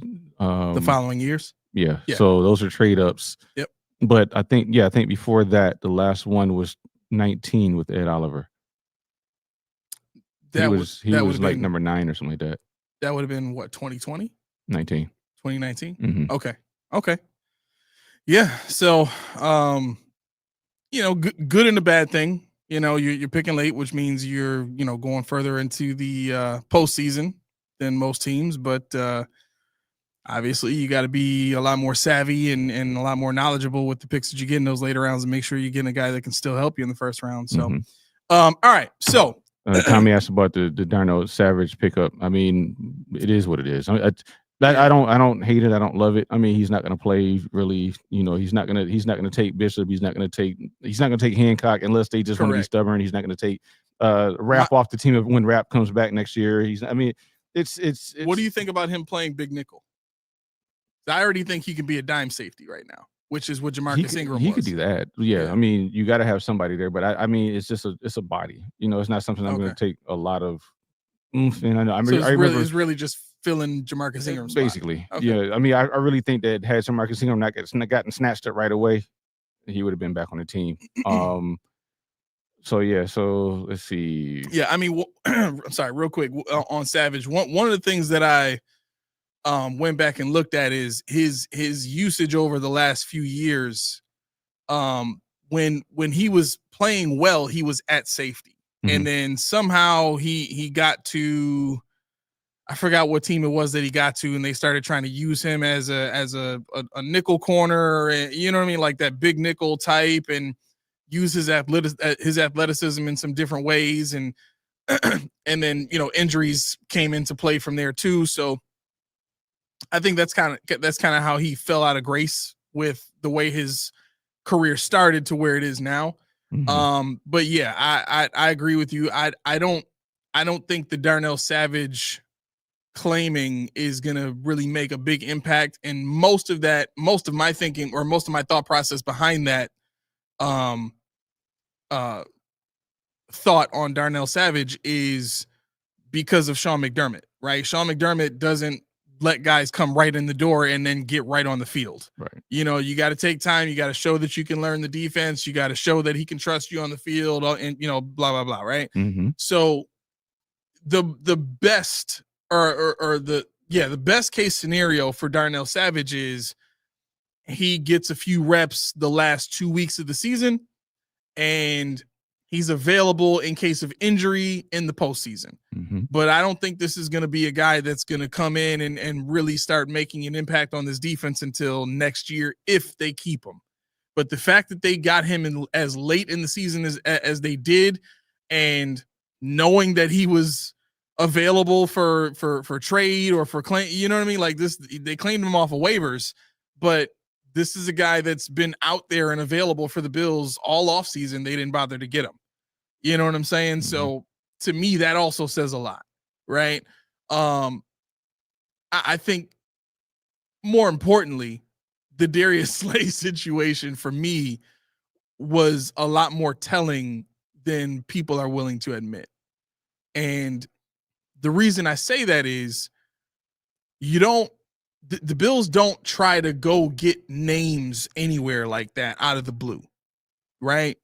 The last time they tried something like this was with what's the linebacker's name? Christian Kirksey. Yeah. The last time they tried something like this was with Christian Kirksey. And what did Kirksey do? Retired. I ain't coming here. Yeah, he came practice squad. They didn't overlay him. He retired. Right. So when you combine that with the interview that Darius Slay did with Emmanuel Acho on Speakeasy, you kind of understand that there was already an understanding amongst most teams in the league that he wanted to go back to the Eagles, right? He wanted to go back home. Now, the interesting part about this is I actually had an opportunity to, tap into my contacts and hear from an agent that still works with the Bills now. And when I say still works with the Bills, he's an agent of, some players on the team, right? So from an agent's perspective, because I know what Sal Capaccio said, from the standpoint of, it's against the rules to contact an agent before you claim them off of waivers, blah, blah, blah. It's not. It's complete BS. I said it in the Discord, but go ahead. Yeah, thank you. That's not true. Right. And not saying that it's not the rule. Of course, it's the rule, but it's not. It's like the tampering period. They were doing that before free agency opened, and everybody knew it, but the league never did anything about it. Right. So it's just one of those understood things that happens. Now, what the word I got was you always contact the agent first. Yes. There are some rare occasions, very rare occasions, where the agent is not contacted first. And those specific rare instances would be very closely related to this type of situation where it's very, very late in the season. Not a lot of money on the table for this kind of claim. The other instance would be if the team just really doesn't care about whether or not the player wants to come there, because that's really the reason why agents get contacted when it comes to claiming a player. You want to contact the agent and find out if we claim him, will he report? That's the gotcha. I think I was talking to Tommy about it, actually. Yeah, I might have said it on the show even. Tommy, remind me if it was on your show. I'm not sure, but you were talking about Darius Slay and And I said, there's no way they had no clue. Like the agent, like, yo, don't do it, don't do it. He ain't coming there. Okay. I mean, but this, like you said, or this could be Bean and McDermott saying, just force him to come here. We'll talk to him. We'll sell him on the culture, and we got him. Problem is, Darius Slay's 34 years old. Mhm. Problem is, Darius Slay is at the end of his career. He's like, you know what? I don't have to play anymore. That's right. But I wanted to go back to Philly. I wanted Yeah. to finish there. So That's I'm right. going to finish in Philly. But I don't want to come to Buffalo for 4 weeks. I don't want to come to, whatever, plus playoffs. I don't want to come to Buffalo and learn another playbook when I know I'm not staying there past this year. I'd rather just sit out. You can do whatever you want me. I'll just go next year. Right. It's only 5 weeks. Right. That's in his mind. That's what he's saying. I'll just go next year. It is what it is. Yep. And he was diplomatic about it. He could have did the AB thing and laughed in our faces. But Yep. you see, the cold thing was BS. We know that. Right. But It's cold in Philly. Right. Just It's let it cold be. in Pittsburgh. Let him say that. What you mean? Let him say that? Because he Let can him say, get away with it? what do you want him to say? Buffalo sucks. It's little. There's nothing to do. I hate it there. Yeah.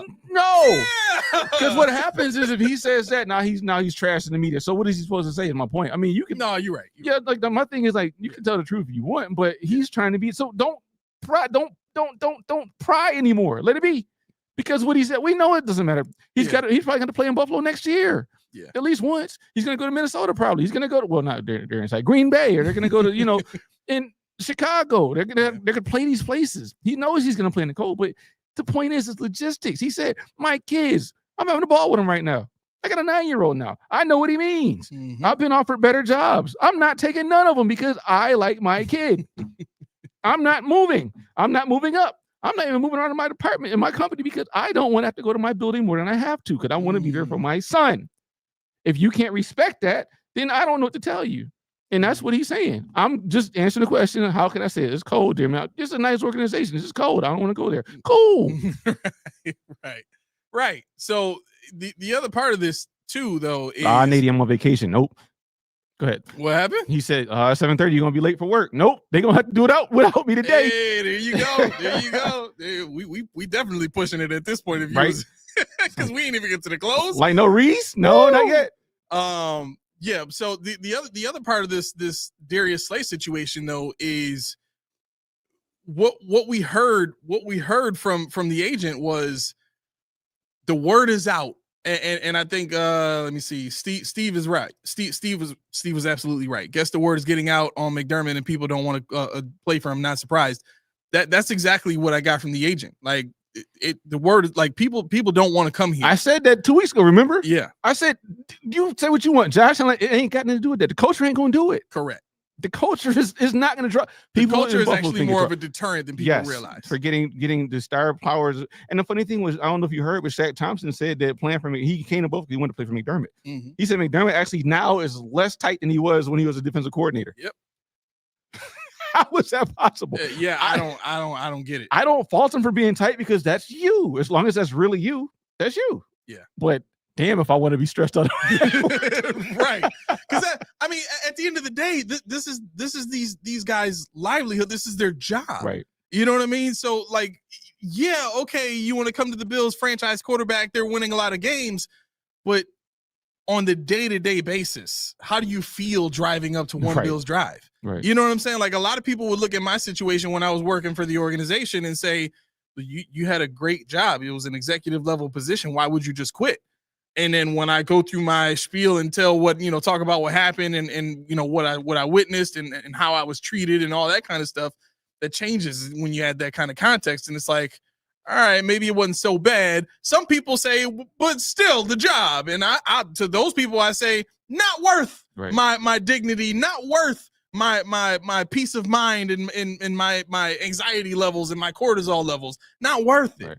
And this is what we're seeing now from players. This is not just happening in the NFL. It's happening it started way earlier for the NBA, where players are like, I'm going to go where I want to go. I'm going to go where it works best for me. I'm going to dictate my environment. And here in Buffalo, players are not allowed to do that. And when you're not allowed to do that, it's not desirable. That's just the nature of human nature, Right. You know what I'm saying? Right. And Billy D said, wouldn't work for me. I fight. That's the thing.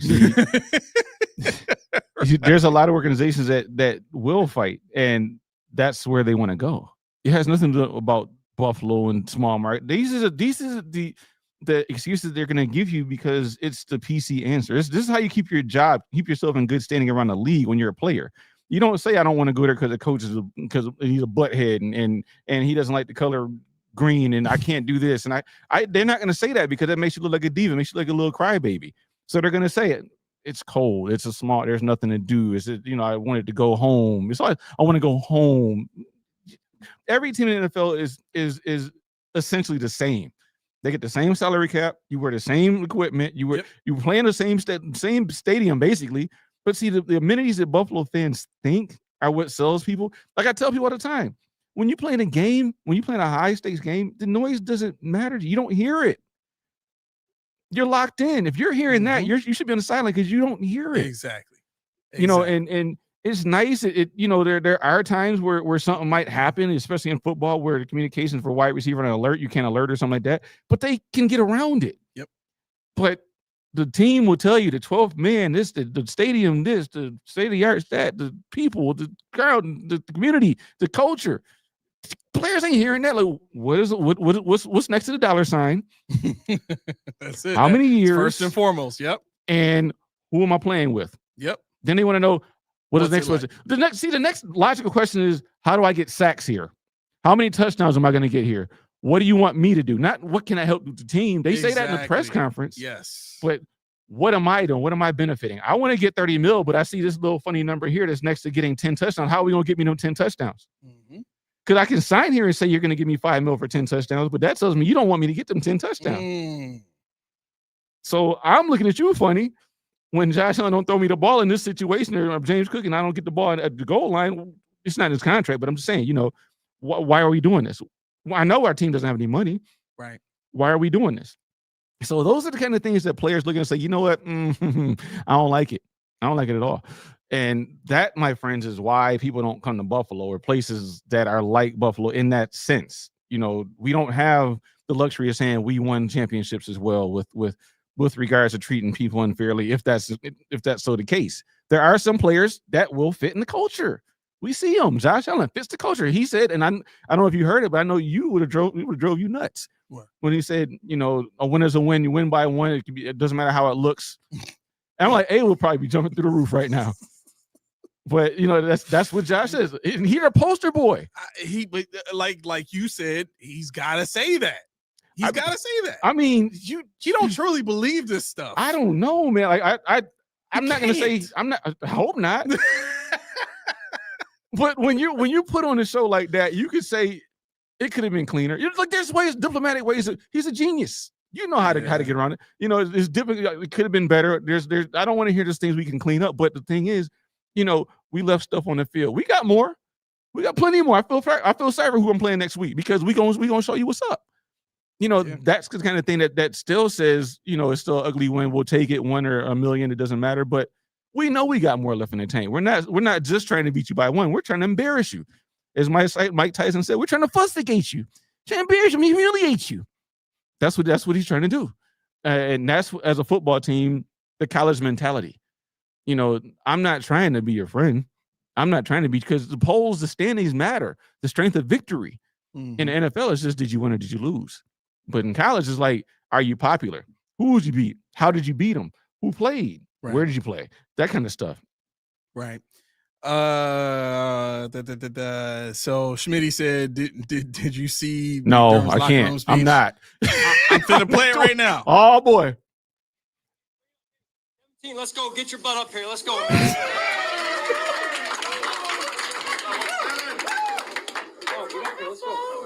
Hey, I'm gonna tell you what, man. You guys are so damn tough. So damn tough. No quitting this football team. And 17, I don't know what play that was supposed to be, but you did a hell of a job. Put the ball down. That was it. Put the ball down. Hey, I'm serious. What we talked about last night, man. Going through adversity, you learn a lot about yourself and what you can become. You come out on the other side stronger and better because of it. And that toughness element is undefeated, man. In football, and in life. Don't ever forget that, man. Super proud of you guys, all 3 phases. Everyone, great organization win right here. Hey, we didn't ride the wave, right? Ho. Hey, we didn't ride the wave. We stayed here, right? Stay chill, stay calm, believe in ourselves and in one another. Victory Monday. 1, 2, 3, 1, 2, 3. That doesn't inspire me at all. And that locker room is probably. You don't want to run through a wall for that? No, hey man, get your butt up here, man. Not one word was censored ever in anything they do. Oh man. Oh my goodness. Did you see as soon as Josh Allen got the first down? No, what? They showed Sean on the sideline. Thank God. Thank God. What are we doing? I mean, that to me is what like, are we doing? See, the thing is like, it's so genuine. I can't say it's fake, but it's like it don't work for me. No, it just doesn't. I got nothing. I'm stymied here because it's. I give a lot of credit because this man is never broken character.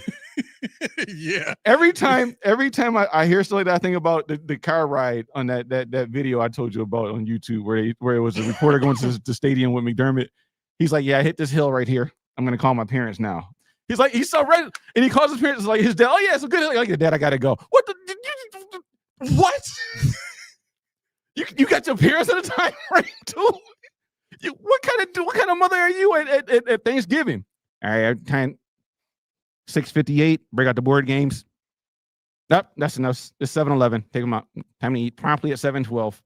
Wash your hands. I mean, knowing how I am, as much as I preach regiment and routine to my son who doesn't listen, I don't really have that many of them. I'm fly by the collar. I just go. And this McDermott's type A. And it's hard to get along with type A unless you're type A or you're just complacent. Well, you can't be type A. So, type A's don't typically hang around it's with type C's that get along with type A. Exactly. Yeah. Exactly. But you'll only understand him if you're type A because you're like, I'm like that, but I hate how he's doing. I want to do it my way. right. which explains why, him and Dayball didn't get along. Yeah. Well. I mean, so dang it, there was a point that I wanted to bring up. I'm sorry. Because no, it's not you. Man, hold on. Let me see the comments here because that might trigger something.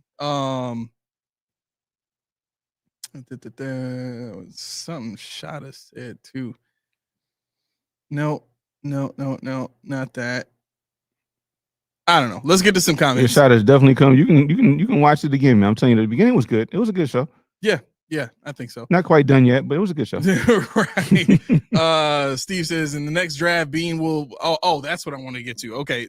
So in the next draft, Bean will be the longest tenured GM to not appear in a Super Bowl, and McDermott will have the most playoff wins without a Super Bowl appearance.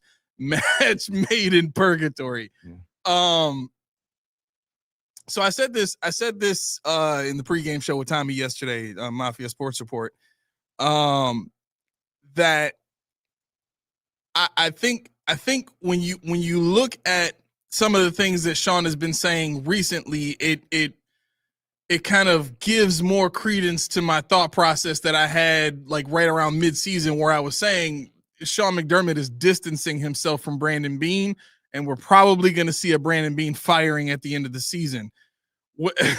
I know how excited that makes you, but that was the third aspect of this Darius Slay situation that I wanted to bring up, which is Sean McDermott's emphasis on, not being able to get Jamarcus Ingram back and losing Jamarcus Ingram, and how he talked about he's such a big Jamarcus Ingram fan. Mm-hmm. And my immediate reaction to that was, well, if you're such a big fan of him, how did he get cut from the team so many times to have to be on the practice squad? How is it that he was even available or in the conversation to be cut as a result of trying to pick up Darius Slay? You're such a big fan of this guy. Like it's, I know it goes into, some of the stuff that you've pointed out when it comes to it's player speak or coach speak, and, they have to say certain things, but if I'm reading into what Sean is saying by saying I'm a big fan of Jamarcus Ingram, I think what he's really trying to say is that's a guy I didn't want to have to give up for Darius Slay. Mm-hmm. You know what I'm saying? I didn't want to give up corner for corner. I would have preferred to give up another position of less need, maybe something on the offense. You know what I'm saying? Let's neuter them some more. Right. Josh can handle the offense. He doesn't need any Whatever. more than what he's got now. We've already invested so much money on that side of the ball. But that does bring about a very interesting conversation when you think of how Sean reacted at that point, because for Sean to make it seem like none of this was his decision, where does that leave Brandon Beane? You know what I'm saying? And the part that's hard for me in all of this is if it's truly the case that Sean McDermott had no idea that this was going to take place, that would have to mean that Brandon Beane was at the head of all of this, right? If that's the case, Brandon Beane is the only one of the two that should know that you should contact the agent first to see if he's coming. Nobody really wants to think about that or talk about it. I mean, Nobody's talked about it. Anybody that's over 30 years old, anybody that's ended anybody's ended their career, do you really want to come? Because you don't have to. Right. You can retire tomorrow. You're already past your playing years. You've had a full 12-year career or whatever, 11 years, whatever he's played. Do you want to come? Yeah. Because if you don't want to come, then I'm gonna leave you where you are, because I'm not gonna waste my time or waste yours. Like Bean always says, fair for us, fair for them. Mm-hmm. It wasn't fair for them, it was fair for you because it was cheap. That's right. And if he comes, Vetman, it helps us. Yeah, it helps us. But the thing is, you gotta walk it like you talk. You always say fair for fair, but you gotta vet things too. And I said in the last show, I'm tired of this vetting BS. Yeah. Because they haven't shown you they really do. You know, Hoyt, Ogunjobi, those are the last 2 weeks just this year. Mm-hmm. And there's further examples of that I'm not even gonna go into. But the thing is, if you're gonna talk it, if you say, you know what, F it, we're gonna try everything we can to get them in here and make it work. I say what makes sense. We tried everything we could to get them in here and make it work. It didn't work. He don't want to come. Okay, whatever. Mm-hmm. Vetman, write it off. I can eat that. I can take that. But when you say something earlier and then you change it up and do something that's not characteristic or indicative of what you've already said, that's where I have the problem.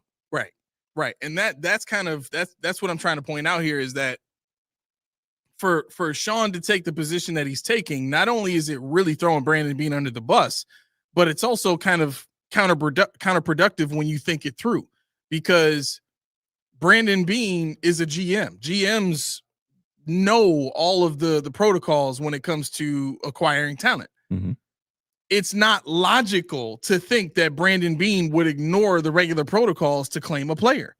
The only logical thought in this instance, with the agent not being contacted, would have to be Sean said, go get that guy, right? Doesn't matter go get that guy. You know what I'm saying? And realistically, for Darius Slay to come into this corner situation, it would greatly help the Buffalo Bills corner situation, not just from a depth standpoint, but to also have a veteran to put on the field that can play a little bit better than Trey White can if they need to play man coverage, which is what they've been trying to do a lot more of this season.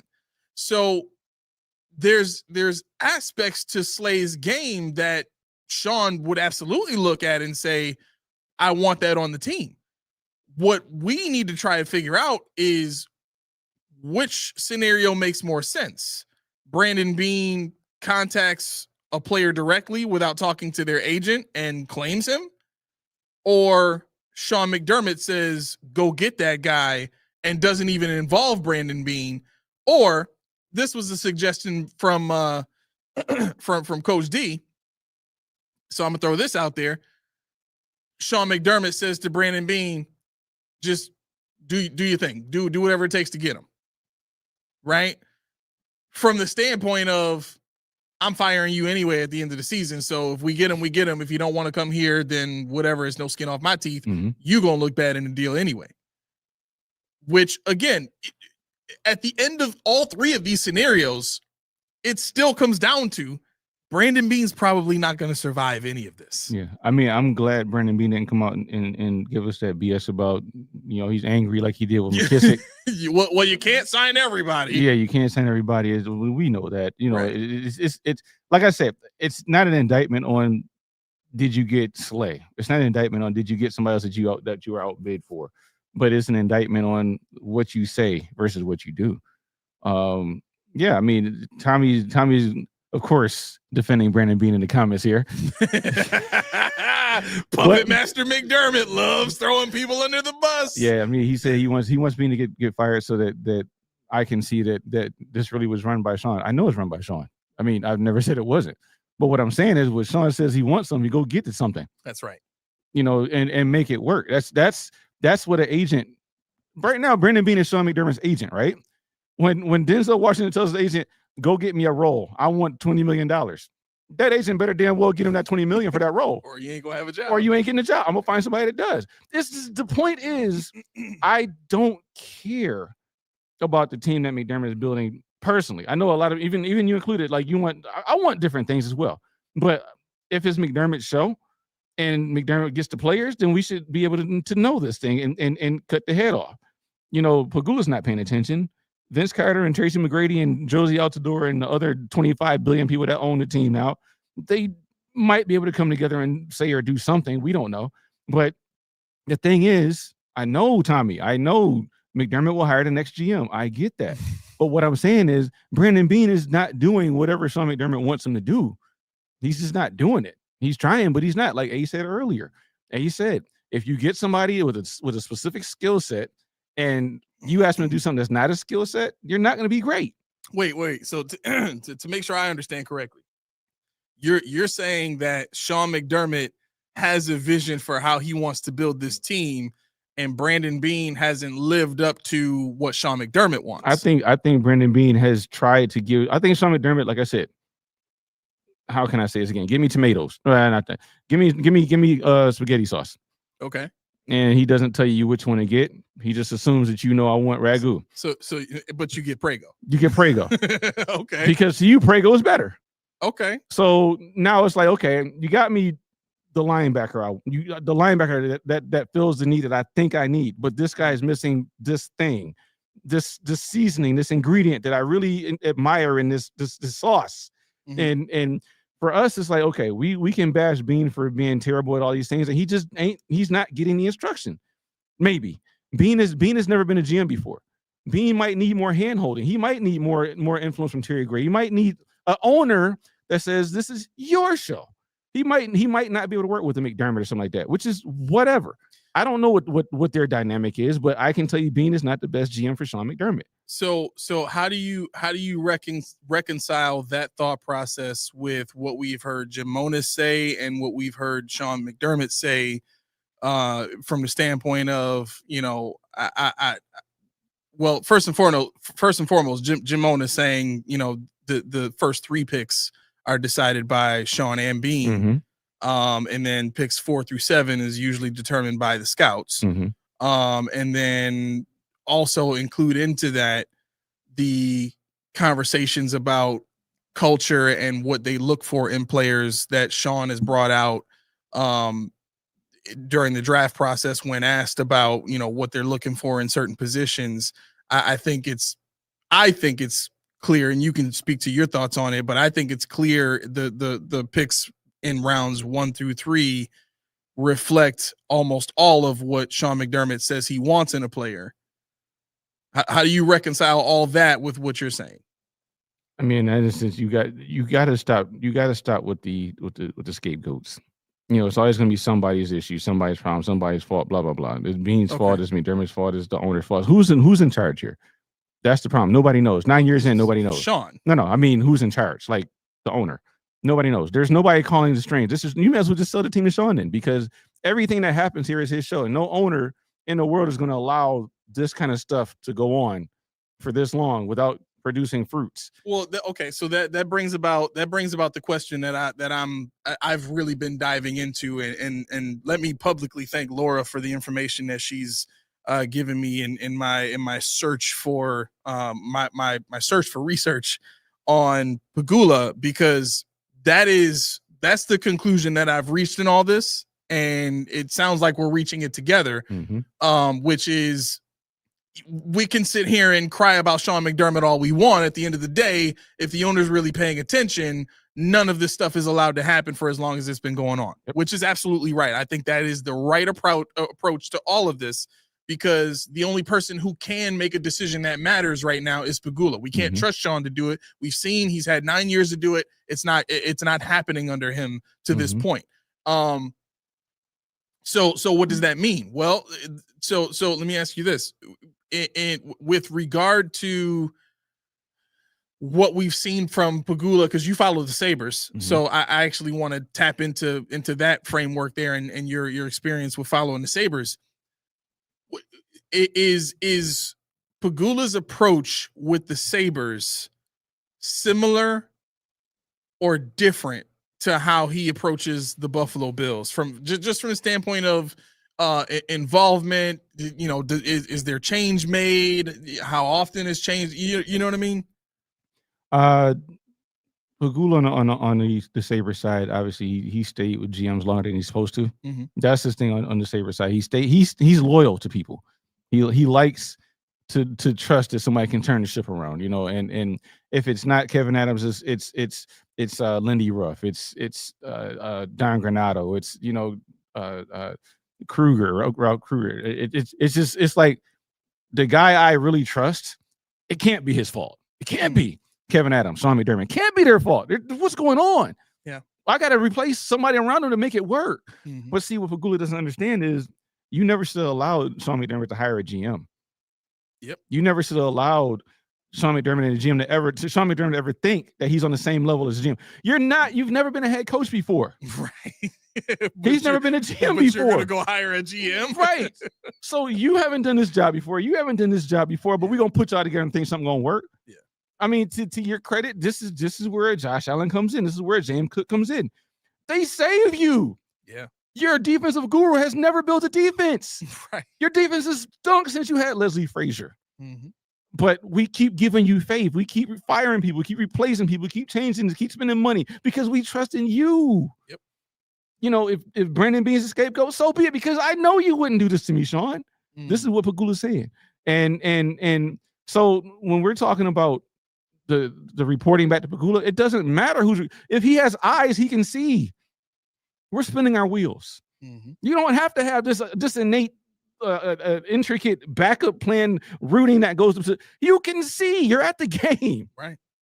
So why is it that Pegula's got, not you or most people here, but why is it he's held harmless when you've seen him do it to two different organizations?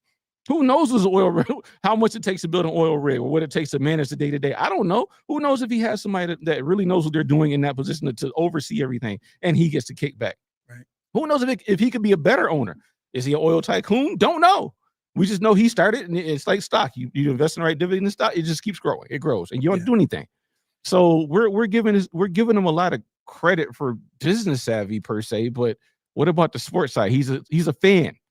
He's not a CEO. He's a fan that bought the Sabres, and the Bills fan said, "Oh man, our owner just died. Can you please save the Bills, please?" He's like, "I don't really want to." Okay, fine. Right. If I can have downtown, give me downtown, and I'll buy the Bills. So it's elaborate. It's not a Ponzi scheme. It's not him being disingenuous, but there's something in it for him too. Yep. And like you said with the Bills, they give you a product that's consistent because we're feeding on the drought. People are afraid to go back to the drought. Yep. But do you realize that we're in a drought right now? Yep. We're in a Super Bowl drought. It's a different drought. Yep. But people don't look at that though. They just say, "Oh, we're going to the playoffs every year." Yeah, we're going to the playoffs every year, and then what? Then what? When are we going to get the cup? It's the same as the Steelers. Well, we have a winning season every year, and a lot of people in our chat are like, "Well, Mike Tomlin should have been fired." Like from the outside, we're saying what they're doing is a problem. The organization is telling their fans, and their fans are sick of it. The organization is telling their fans, "No, we've been a winning team every season. Why don't you love us? Why don't you appreciate what we're doing? We've never had a losing season in 19 seasons. Mike Tomlin has never had a losing season. Mhm. This is great. This is awesome. The tradition, the Steelers, like, why don't you love this? And the fans are like, Super Bowls. That's why. Right. The Killer Bees. That's why. Right. We've seen what it looks like to make it to the mountaintop. Mm-hmm. We want more of that. Yeah. If we got to watch another Chiefs team in the Super Bowl again, Right. knowing who we used to be, Right. that used to be us Right. in contention every year. Mm-hmm. Now it's just 19 seasons of not losing. That's purgatory. Yeah. And so, I mean, I digress on that point, but I think what we're tapping into right now is the absolute pinnacle of focus for every single person who says that they care about this Buffalo Bills team. If you truly care about the future of Josh Allen and the future of this Buffalo Bills team from the standpoint of accomplishing the primary goal, which is to win a Super Bowl, then you have to begin to find ways to put pressure on this owner to make sure that happens. Because the way that he's going now, it's not going to happen, and he's going to continue making money hand over fist. Mm-hmm. The little bit of research that I've done so far in his holdings and his real estate stuff and stuff like that suggests to me right off the bat that he's doing what Topps used to do with Wilson Farms. Those of you who are old enough to remember Wilson Farms around Buffalo, which is now all the 7-Eleven stores, which is funny because it was 7-Eleven before Wilson Farms, before Topps bought 7-Eleven, and then they made all the 7-Elevens Wilson Farms, and then 7-Eleven came back with. Anyway, long story short, what Topps was doing, and I worked at Wilson Farms at the time when I was my first year in college, but what Topps was doing with Wilson Farms was designed to lose money for Topps. Yep. So that they could have a tax write-off. Right? Mm-hmm. When you look at the moves that Pegula has made since buying the Sabres, he bought like 3 different sports teams after buying the Sabres, and then a year later let them go. Mm-hmm. What do you think that's for? It's not because the investment is bad. You do that because it's a quick way to lose a little bit of money, write that off on your taxes, and use the loophole that every wealthy person continues to use. Like, when you educate yourself and you do the research, you'll find the information you need to bring yourself closer to the truth. So this little bit of information alone instantly adds the context of, to me anyway, Pegula bought the Sabres because he was a hockey fan. He grew up. I don't think he grew up a Sabres fan. He grew up a Penguins fan, didn't he? Was that, yeah, Penguin, yeah. Yes. He's from that area. Yeah. Right, but he couldn't buy the Penguins, so he bought the next best thing, which is the Buffalo Sabres, right? To be in that game. And then from that point, the Sabres started making moves. They hired Don Granato, and Don Granato was this young up and coming coach, and he was the farm team's coach at the time, known for developing players, and everybody loved the move because we knew how good of a developer Don Granato was, right? But what happens after he buys the Bills? Well, after he buys the Bills, it's no movement at all. Don Granato gets fired, the GM is still in office, and then what do? They hire Lindy Ruff. Mm-hmm. Why do they hire Lindy Ruff? Because no other head coach that's worth a damn will come here. It's the same reason we hired Sean McDermott. No other coach that's worth a damn will come here. We didn't have a quarterback. We weren't known as an organization willing to spend money. And all we were known for was drought right. mentality. Right. You know what I'm saying? Yep. So you can see the transition happen when Pegula bought the Bills from the Sabres are young and up and coming to, man, this may be a good opportunity to get some real estate downtown, as you pointed out, which he did. Mm-hmm. And at that point, it became the way the moves came after that, buying the sports team and all that kind of, it became about the real estate as opposed to the teams, right? Now, you fast forward that thought process, and I'm just cutting it short just for the sake of time. Yeah. You fast forward that process to what? this monstrosity of a stadium we got going right across the street from One Bills Drive right now. Mm-hmm. What is that? That's more real estate. Who owns that? Not us. Pagula owns that. Mm-hmm. Who's paying for it? Us. 80% of that is our money. Mm-hmm. This man has come in, inserted himself into our economy, bought up a ton of real estate. Right now, I think the only person that's doing better in real estate in Western New York than Pagula is Benderson, because he still owns just about everything. but Pagula is a close second with the Harbor Center and the new stadium and all of it. Like that's not even all of the holdings he has here in Western New York. Like the oil game is so far and behind everything that he's been doing with real estate alone. Mm-hmm. Right? So again, when you do the research and you come to these findings, you start to realize it's just a business for this dude. Right. He ain't in it to win it. How do you convince people to spend money on your product? You got to give them one or two things. You got to give them a promise, or you got to give them hope. Pagula gave us both. Yeah. Yeah. And to Tommy's point, I'm glad you have something to talk about on your show now. But, I didn't say Bean was the problem. I said he is a problem. Anybody that disputes me with that is it's just delusional, like you said earlier. What was it? What was you talked about the dissonance? Cognitive dissonance. Yeah. Yep. The top three, Pagula, McDermott, and Bean, is a match made in hell. All three of them together. Yeah, match made in hell. Individually, they might be okay, but I'm not defending McDermott. What I'm saying is, you're not going to get the prime McDermott with a rookie GM. You're not going to get the prime McDermott with a coach that gives you the keys to the Jaguar when you just got your learner's permit. I mean, you can't even fly yet. I don't know how you have no proof that you know how to do this job, and to say it's your show. And people took it literally. It's your show. You just got your license. Mm-hmm. You just got to college. You're taking math 101, and now you got a baccalaureate. No, you gotta prove to me, right? And when people and Tommy's still saying who's in Pagula's ears, is Pagula not at the games? Does he not see the same thing every time? Does he not? How does he feel about watching the Super Bowl from home? Oh wait, he probably doesn't watch it because this season's over when his team stops making money. Yep. So I mean, all this talk about Bean, Pagula. This is the puppet show that they want us to play. This is what they want us to. They want us to argue over whose fault it is. Bean, McDermott, Pagula. It's the guy that's holding the strings, the guy with the money. Dance. Why are you not making them dance the way you want them to dance? Pagula's the only true person here that can just say, you know what, F the Bills, it's over. Josh Allen can't even do that. F the Bills, it's over. Right. You saw it happen in Baltimore in 82, 83 when they moved it in the middle of the night. Like, be out of here. Grab stuff. Come on. Right. Just get some stuff. We'll get it later.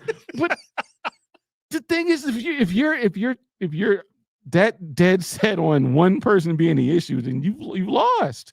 Because if you're not talking about Pagula, what are we talking about? The only person that really can influence anything is the one that nobody cares about. Yeah. And that's the problem when you don't think about the owner. Like Smitty said in the comments, he said Jerry Jones might be too involved. Yeah.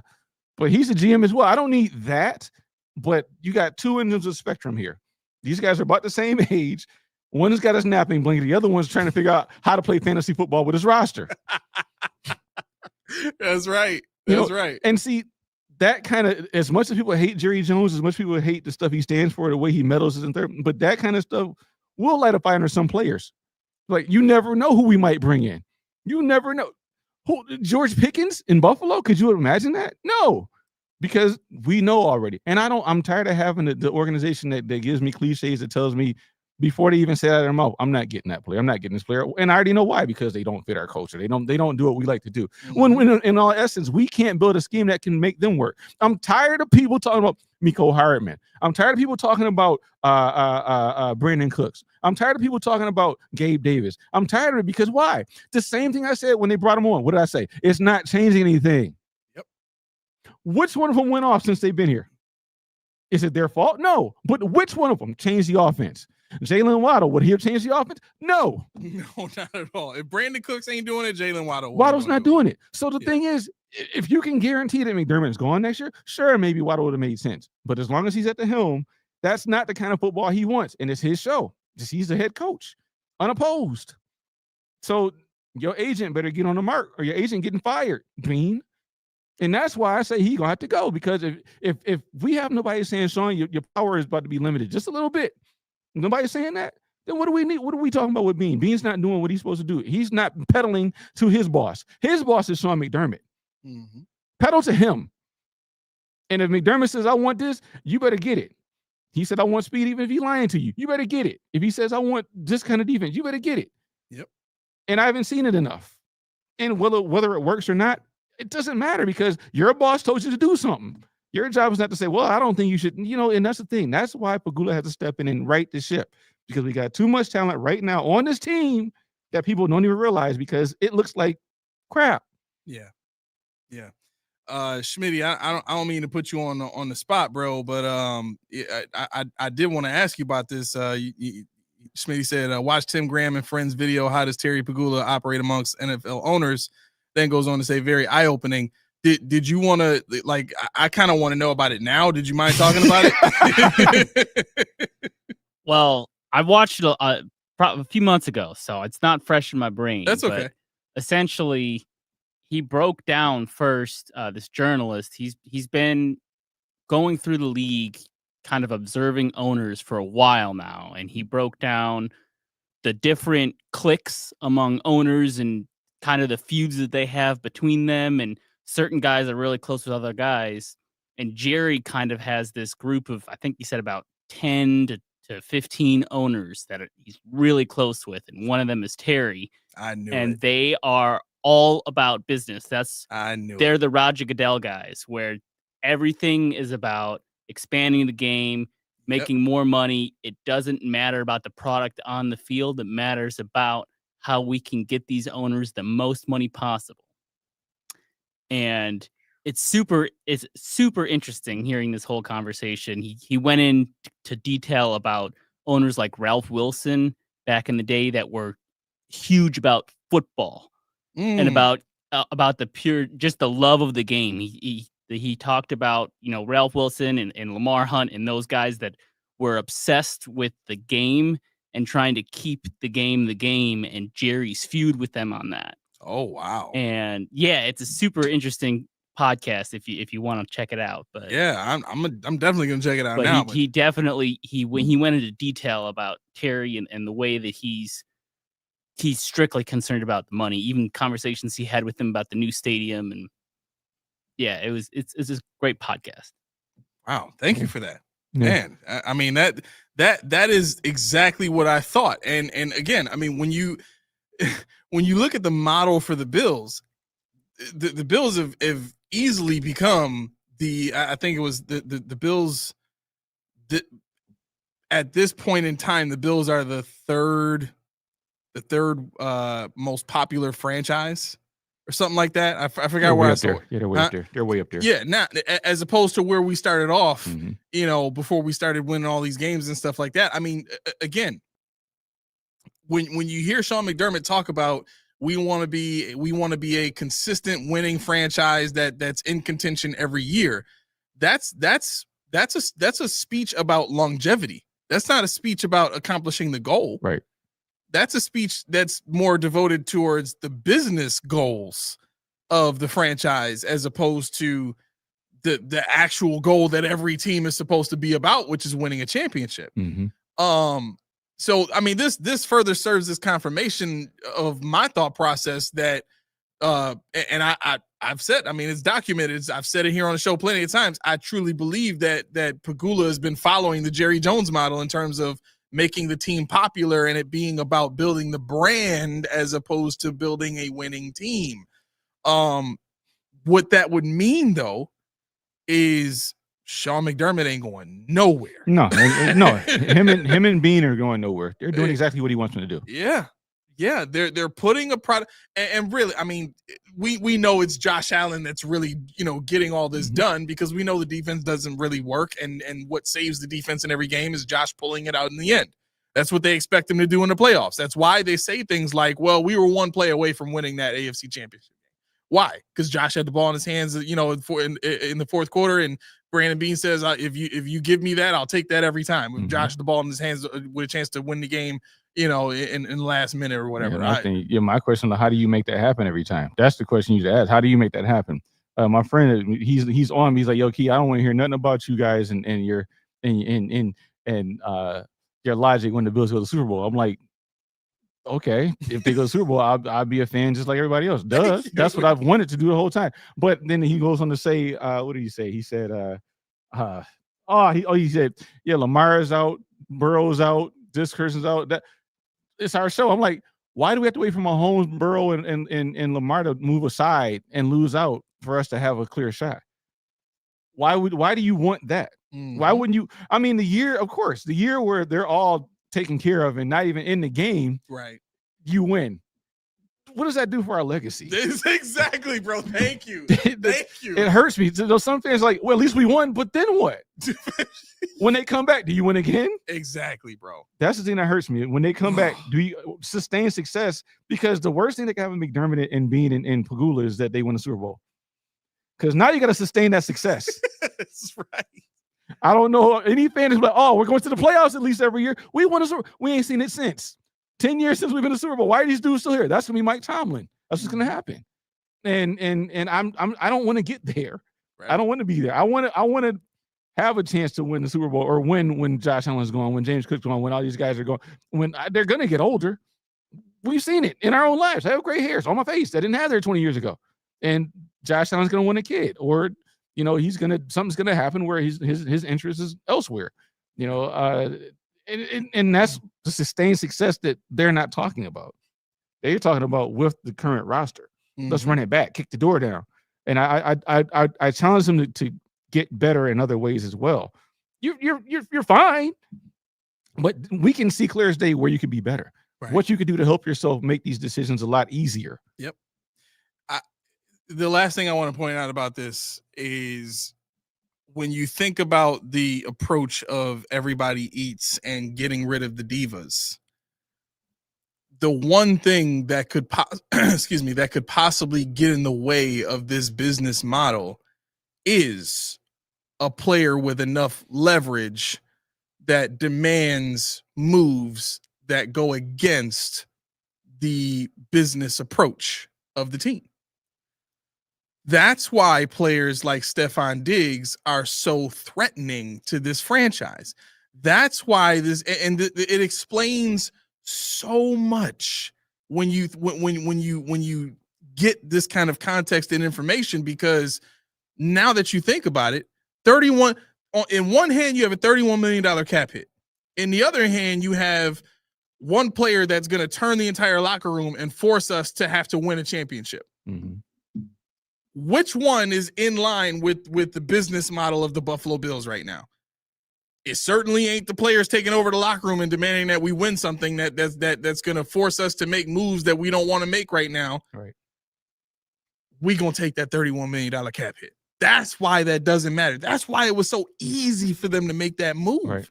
That's why Sean McDermott never got killed for that. Mm-hmm. Not here. That's what. It makes so much sense when you put all that together. How Sean has been able to do everything that he's been doing and not win anything and be fine. Mm-hmm. That's not what the owner wants. Right. We're giving the owner what he wants right now. He's getting it. And we don't even realize we're giving it to him. Yeah. That's the crazy part to me. Super chat. Yep. White Thomas King. I'm cool with one Super Bowl. I'm ready to retire my fandom. See, hey, that's the opposite of me. I'm not ready to retire my fandom. I knew it. As soon as I read it, I'm like, oh, Keep about to lose some hair. I am. See, that's what I'm talking about. I mean, there's okay, but why? Why retire the fandom? If we win the Super Bowl, let's get another one. Let's keep going. Let's see what we can do after that. I mean, I'm a Bills for lifer. Believe it or not, you guys think I'm negative and hate the Bills. I'm a Bills fan for life. It's not going to change. So I've been a Bills fan since what 1941, 1992. Actually, I was a Bills fan every Super Bowl. My mom let me stay up later than my bedtime to watch. Oh, snap. which was the Washington and two Giant the Washington and two Dallas ones. I got to stay up and watch. So I was like, yeah, go. What sport is this? Yeah, go them. All right. But it goes on. It just keeps transcending. So I told you the story of why I'm a Bills fan, and I'm not going to go into that again because it's 3 hours almost into the show. But yeah, I mean, that right there, I can't. Then what? What's the life after the Bills? Honestly, I'm being serious. That to me, I couldn't picture rooting for another team or anything else. Yeah. Anything else you wanted to get to before I'm all out of stuff? Yeah. Tommy said, do you think McDermott will be here after his contract ends in 2027? As long as they make the playoffs in one of the next two, yes, he'll still be here. And I think that his contract is up in 28, something like that. 27, 28. No. So it's up at the end of next season. Okay, so 27. He's okay. Yeah. So all right. So yeah, so he will be yeah, he'll still be here unless something really happens. And you guys, okay, y'all putting these. I was 3, 4, 1. All right, I couldn't be a fan in 85. It's not possible. You're not better than me. No play. But yeah, I am from the 70s at heart. Right. Only at heart. I don't remember anything from this, but Tommy said in the 2027 season. Okay, so all right. Yeah, I think he'll get an extension. Oh, as long as Pagula's still there. If Pagula's still there, he will be the coach. I mean, look, I think there's only because you can't force Pagula to sell the team. Well, I mean, if life happens and yeah. Well, there's that. There's definitely that. Man, it's a podcast, and we can't get canceled for this, so I'm just gonna say it. But the views expressed on the show are not heard. That reflector. Just hold it aside. Whenever he says that, I get worried. Go ahead. I mean, this is where my brain goes, bro. But this is probably the most conspiracy theory-ish type thought I've ever had. But if Pagula's been running this team like this, and we knew what Kim Pagula meant to this team from a standpoint of like she was the one running the show. You know what I'm saying? And the way things were going while she was supervising, the progression of it all was very promising. And then she gets sick. And then she's hospitalized. And then we don't see or hear from her really ever again. How do those two events correlate? You get what I'm saying? I mean, the conspiracy theorist in me is like, did something happen to Kim because she wasn't with the business plan? Was she more about the integrity? It's just a thought. It's just a thought. I mean, take from it what you will. Ponder on it a little bit. For you conspiracy theorists out there, something to chew on. But the last thing I was going to say is I actually had a question. That was a real quick question for you guys. If you had to buy one Bill, if I bought you one Bills jersey, and it wasn't Josh Allen, and it wasn't James Cook, whose jersey would you get? That's a good question. It has to be a player on the team now. Mm-hmm. Oh. I just hit you right in the gut. Oh, I know. This is more like a punch in the nuts. Now, Billy, you just gotta be on the team right now. Man, a player on the team right now. We got some Kincaid's, a Benford, Ed Oliver, Deion Dawkins, Jordan Poyer. Has to be a player right now. Dawson Knox. And it can't be Cook or Allen. Can't be Cook or Allen. Man. Hairston. See, I said, and this is a little bit odd. It's odd because I said Hairston, I think, but my stature would not allow me to wear a cornerback's jersey. I look weird with hair because he's like the complete opposite of my body size. Mm-hmm. So I'm like, would I look right? Even though 31 is my favorite, that was my basketball number. I'm like, that's my number. Mm-hmm. But could I wear it with Hairston in the back? I don't know. Then I also said, I did say Keon Coleman because that 0 is just, it does something to it. I like my Keon Coleman jersey. The 0 was it. Yeah. I mean, nice. I wish he would be able to perform, but to be fair, nobody's doing jack as a wide receiver. So it's like, no, you can't be Cook. Can't have Cook, Beth. No. Can't do it. Why are you saying like that? No. Yeah, that's a tough question. Yeah, Deion Walker was one I thought as well. Oh man. I think I would have to go with Shaq Thompson.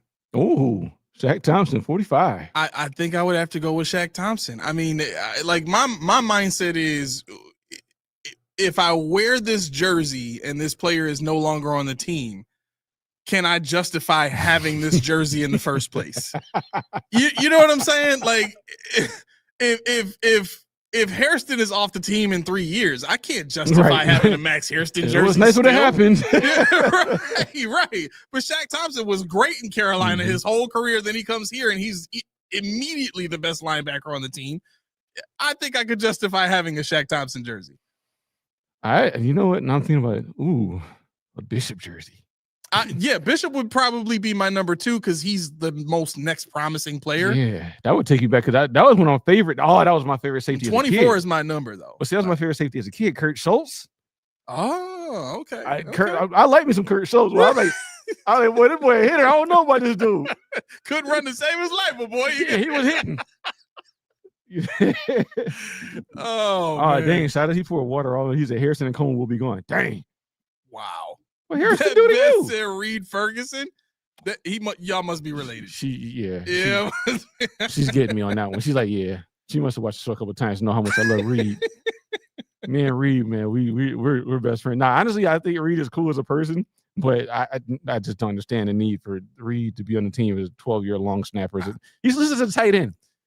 Unless you're expressing your fandom and owning the answer to the question of longest tenured Bill. you know what I'm saying? Like, I'm going to win every trivia competition I come across because I have the jersey of the longest tenured Buffalo Bill. Like, who is it? That's right. That's right. I'm doing poison because I'm looking crazy wearing my dick. No, you're not. After the funny accusation. Hey, do it, bro. Which ones are you talking about? Well, don't say it, but you could have the pink powder. You could have the 19 kids at the same time. Which pick your poison. Pick your poison. Yep. You know it was cool. I don't know if you watched it, but Tommy had Arthur Mose on his show. Yeah. So that was I had a really good time. I actually did just send an email out to his agent. To see when we can get him here on the podcast. So I'm waiting back to hear from Arthur Motes on that. But he called out the 2000s jerseys that we had. Oh man, it was so great talking about the players in that era, man. I was wearing my Marshawn Lynch jersey. I think that's what did it, wasn't it? Your jersey, because Tommy wasn't. Tommy usually wears his Eric Moulds, and I was gonna put on my Lynch, thinking we both gonna line up on the show, and but it was really cool seeing his reaction. I love those jerseys more than the jerseys we have now, and I love that era of Bills where like there were so many players on the team that were like dogs. We just never had a quarterback. You know what I'm saying? But all that's to say, I still have my Lynch jersey back because I used to buy jerseys like I used to have a ton. I used to ask, how many do you have? You saw them like every day. I did. I have like half of one probably. I had a Reed. I had an Ed Reed, Troy Polamalu, Deion Sanders, Falcons 21 joint, which I'm so mad I don't have that anymore. I had Brian. It was pretty much all safeties. That's the position I played, and I love those players. I had a Brian Dawkins Eagles joint. I think I had a Sean Taylor 21 Redskins joint. Who else did I have?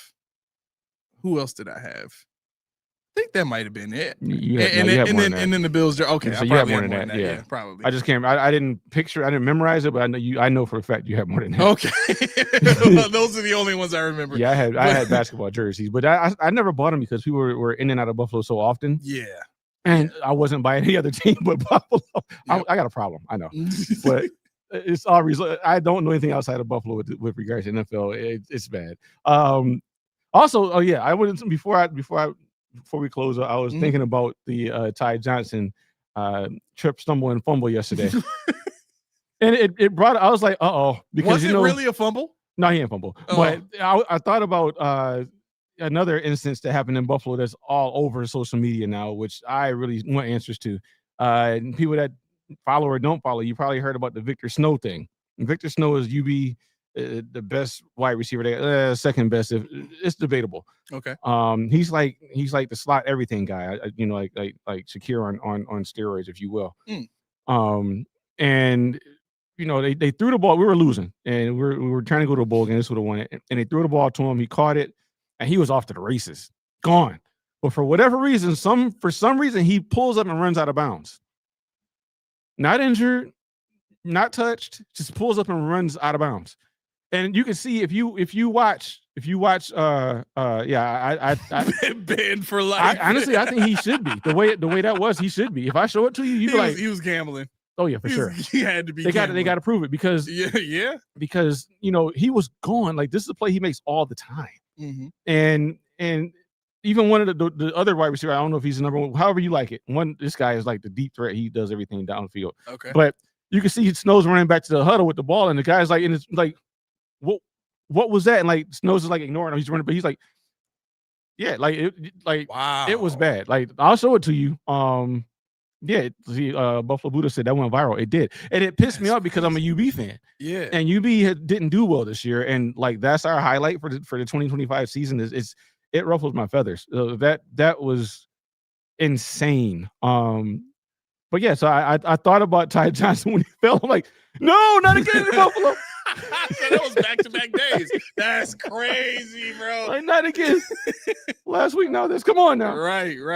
You had to be traumatized. Dang. And I can tell you the last thing I'm going to say, if you're done, I am happy with the filmography work for Bill's television. I mean, they make Buffalo look great now. They're showing so much more Buffalo with the wings, with the Albright Knox, with the Sullivans, with we're not just showing wings and beef on Weck and the same Metro Rail nonsense. We're not showing Niagara Falls, which is not even in Buffalo. Right. We're showing Buffalo, and they make it look great. I'm like, I work there, the building, downtown aerial shots, stuff like that. Yeah. And it makes you feel like a real city. Mm-hmm. And I like to thank CBS or whoever does it, even though I know you're not watching, for doing that for our city. And I was watching a documentary with Ken about the Buffalo. Did you know at one point in time, right at the change of the 19th century or 20th century, the Delaware Avenue was the richest street in America? What? Delaware, that's where all those mansions? That explains a lot. It was the richest street in America. Wow. I was like, you got to be kidding me.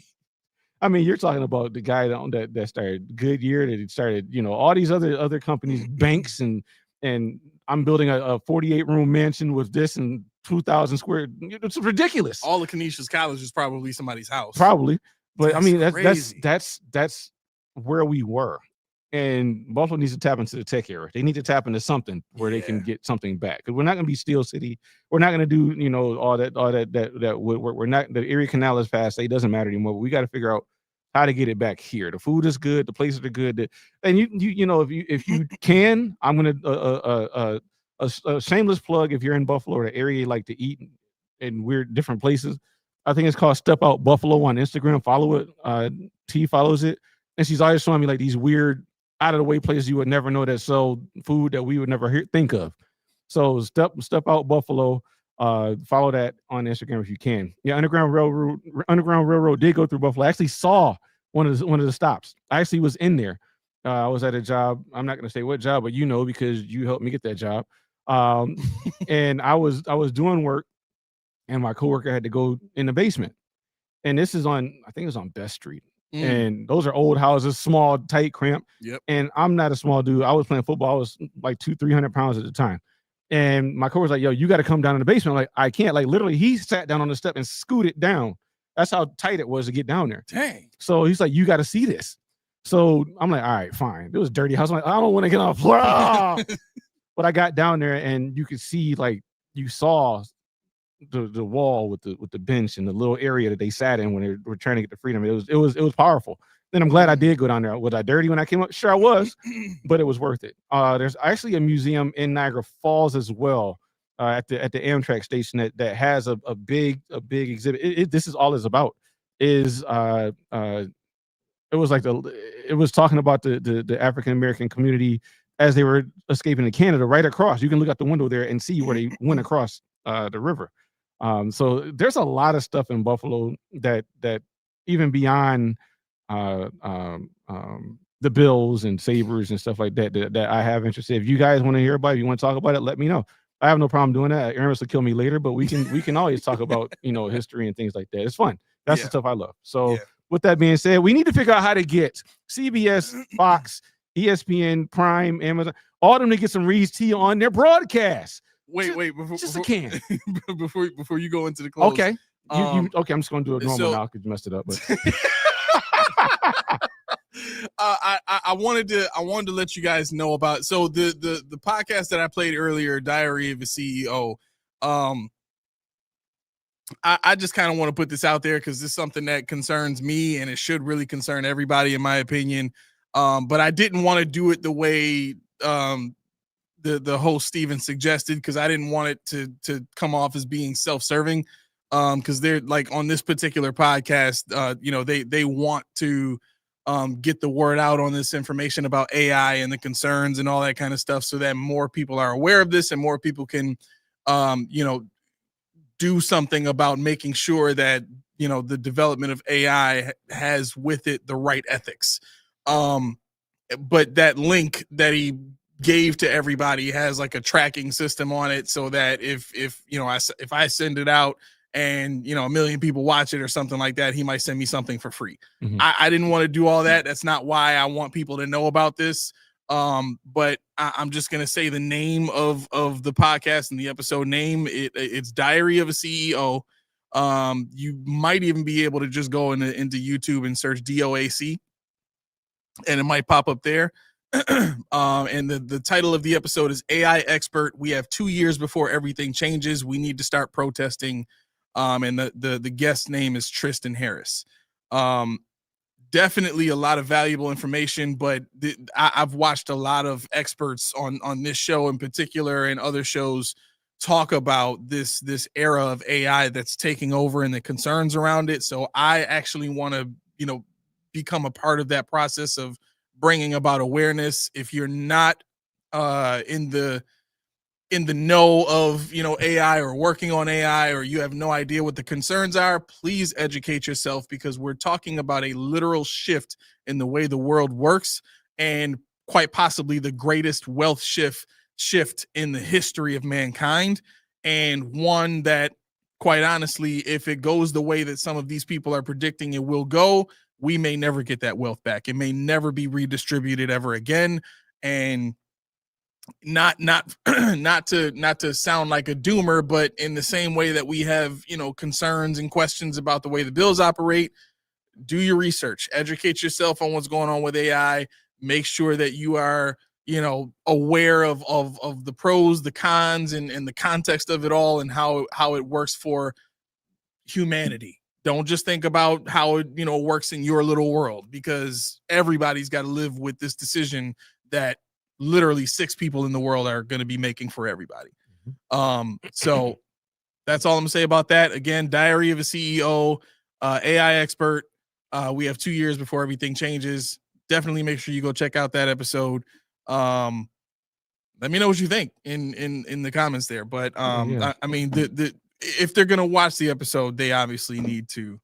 Well, I was gonna say, the thing is, Beth was telling while you were talking, Beth was naming all the stuff. There is a lot of stuff to do in Buffalo. There's a whole lot of stuff to do in Buffalo. Mm-hmm. It's more than most people know.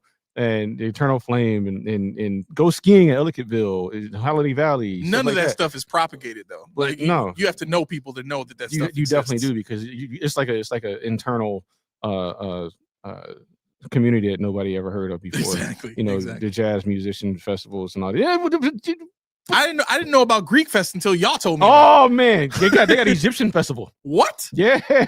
See, this I never knew. I didn't get to go to that one yet. Been here most of my life, never knew about this. Egyptian festivals in North Tonawanda. Yeah, but you know what else you can do in Buffalo that you should be doing that most people aren't doing it? There should be more people doing. What's that? Get that Reese tea. Oh man, talk about it. You got to get a Reese tea because it's wintertime. I'm thinking my phone said it was like 7 degrees this morning. Oh, I needed some refreshingness. Mm-hmm. It's delicious. But you got to be healthy because your immune system is on the decline. So what do I know? When you start doing all that stuff, I could have told you, get some Reese tea, heat it up, make it cold. Don't matter. It's still good. There's only ingredients that make you healthier and make your immune system stronger. But I don't even drink tea. What I know. Go get the tea and tell me I'm wrong. What you doing? Head over to Reese. Get yourself a supply by the case or individual. But why would you get yourself an individual? Get yourself a case. You won't be disappointed and you will be healthy. What do I know? See for yourself. Reese tea. Click the link in the description below and let them know that PPP sent you. Shout out to when I went to Buffalo, I was bored as hell. You went to the wrong places. Right. That's kind of what we're talking about. If you come here from out of town, you when did you come in? Who took you? Because I bet you went to Anchor Bar. I bet you you did all the wrong things. Yep. If you tell me what you like, I guarantee I can tell you 3 places you could do it at least. Yep. All right, let's hit it.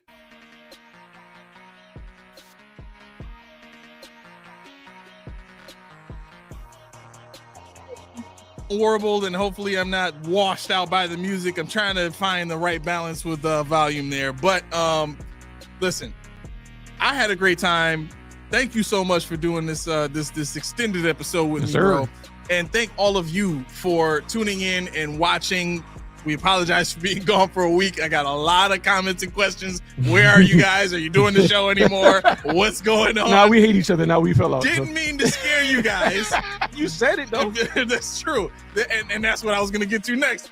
I did say this in the 2 shows leading up to us being gone for over a week. So you kind of just telling on yourself if you're asking those questions. No offense, but I mean, this is the reason why we say, hit that like button, give us that thumb, subscribe, hit that bell, make that thing so that you can get notifications when we send notifications.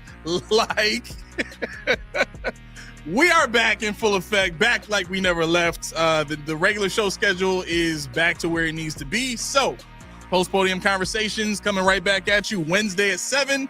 And then we have Coach D's Corner, if time permits for Coach D, Thursdays at 7:30. Then we will be right back at you with another live episode of the Post Podium Podcast, Friday, 5:30 p.m. I won't be able to go longer on Friday because so that's cool. Fine. So regular time on Friday, 5:30 to 7:30 p.m. We did enough for this one. We caught up. Yeah, right. We got everything we needed to get out. So that's it for us. Thank you so much. Let us know how you felt about the episode in the comments.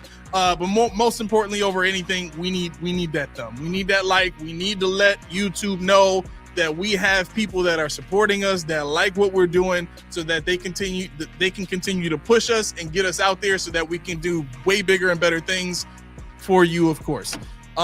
So thank you very much for tuning in. And for those of you that stay with us the entire time, you guys are the best. So, right.